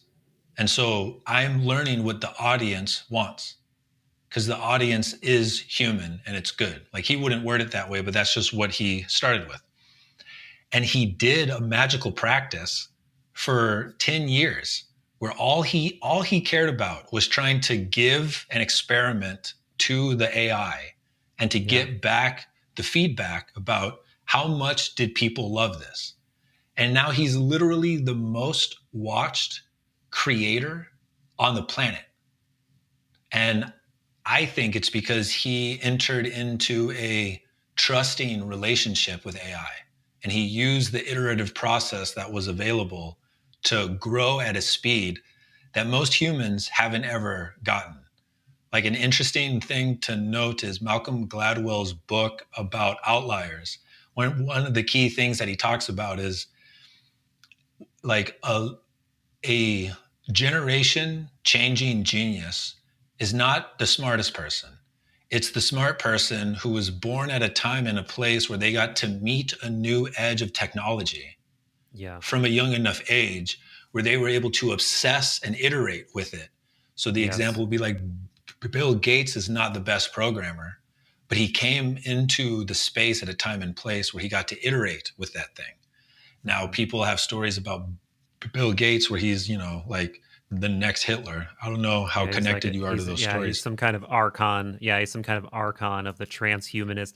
Dude, do you know where this is a total rabbit hole, but I'm just going to like bring it up as an artifact to just throw out there for people. And you, do you know about the whole Ahrimanic thing, like the Rudolf Steiner's whole riff on the Ahrimanic? Very briefly. So it's like, there's an archdemon called Ahriman, and he believed that what that energy was doing is basically trying to, through technological manipulation, pull the human soul into eternal matter. And you see this happening through things like transhumanism and through things like AI and through things like these captivating technologies that are essentially convincing us to abandon our own souls so that we just like merge with technology, and in essentially like an affront to God. Like we're rejecting God and we're merging fully with this like technological appendage as if it is the God, but really it's an extension of this demonic energy. That was it. And dude, he lived like, well before the emergence of any of this stuff. So that's it's interesting. It's interesting. So and he's out there. He's way the fuck out there, but he's also a genius. Right. I know and respect a lot of people who see him as like one of the smartest people that they've ever read about. And the riff that comes to mind is, so the state of consciousness that the Buddhic lineage is trying to cultivate, a part of what comes with it is this understanding of the reincarnating bodhisattva. And if you play with that cosmology as if it's true, what you could hypothesize is that there would be a large population of people who, because they're in samsara, because they're in Maya, God's not going to be upset. God's just like, yes, and. But they're going to run away further into Maya, into AI, which would just mean that they have a longer incursion into the game until they finally realize, the truth. Yeah. And that the bodhisattva consciousness would have to go into the game with them, because that's where the conscious creatures who are still stuck in the game are. And so like with the proper time scale, like maybe what AI is that it's the emergence of an even deeper level of Maya. But, from the perspective of a master altruist mother father, it's like, let's fucking go. Mm-hmm, I will go in there with all the other ones and Yeah. slowly over the Yeah. course of eons help them out, Yeah, man. Yeah, that makes sense to me. which is Yeah. pretty cool. That redemptive energy, that bodhisattva energy, or that Jesus energy, if you want to call it that, it's like it's an eternal covenant, basically, with Yes. humanity. It's like I will be there for you whenever you're ready. Whenever you're ready, I will be there for you. And man, when I really connect to that idea, it's so fucking moving. Like it's Same. one of the most moving. Again, man, it's that unconditional. It's like another iteration of that unconditional love that's just like the open space. It's like, yeah, go do anything you want to do. Go do So anything you want to do, and I'll be right here. a story that comes to mind, and when I first read this, I played with the idea that maybe this was a attempt to understand through myth what they talk about in the myth of and how we each get a daimon. And so the story is about the first bodhisattva. And the story is there was, I believe the first bodhisattva was actually a woman, which is really cool. That she was doing her meditative practices and she was getting to that state of enlightenment, and she was doing it for years and years, and she got to the point where she was starting to enter into nirvana, Mm-hmm. but she could feel like, I can hear the screams of the people down in the village. Is this And Guan Yin? I don't believe it's Kuan Yin. It's some name that's long that I can't remember, and I would remember if it was. And it might be just a older name for that. Mm-hmm. But she got to the point where she was able to merge, but she chose not to. And the personification of the highest state like spoke to her and said, you will have because I could feel that the reason you stopped was not because you couldn't handle the move into this space, was because you cared.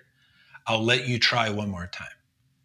And so she again entered into her practice for like 20 years. And she finally got back to that point.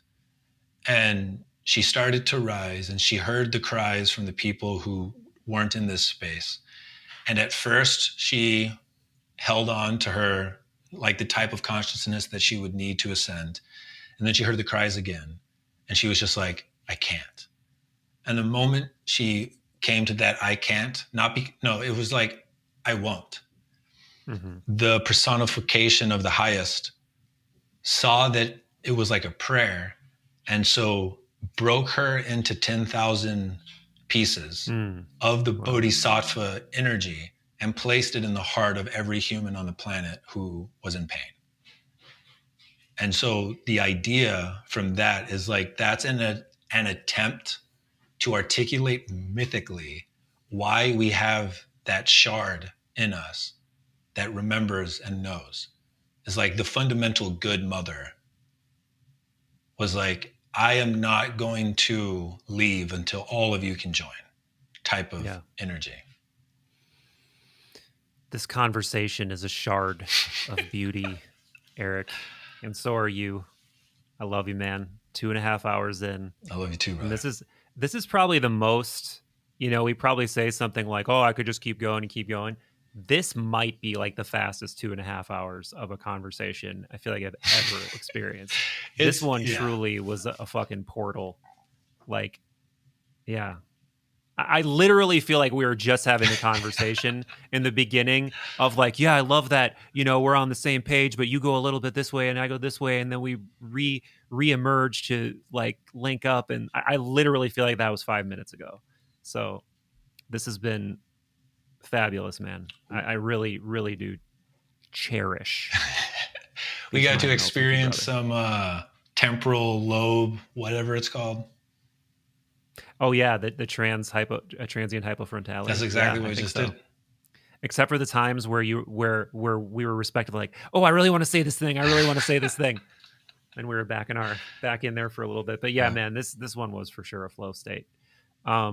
What if anything do you have that you're doing right now? I'm committed to writing an article each week. Like I've gotten Oh, away cool. from writing more long form stuff, and I just made the commitment between 2 to 3 thousand words for each article, and that's allowed me to actually fucking write because I got into Hmm. this habit where things would just get bigger and bigger, and I'd never release anything. Yeah. So, and I'm also doing my newsletter. So, and I got a new website actually. I got with Oh, some sick. friends and they upgraded everything and it looks great. So, my Dope. newsletter and the articles, and then doing fit for service, and then getting really weird into Buddhism. I love it, man. Yeah, I want to go. I want to dive into this book too. I want to. I want to reach out to these guys too, or somebody involved in writing that shit because it sounds spectacular. Do it. Yeah, man. All right, brother. Big love. We'll wrap it. Big love. Big love.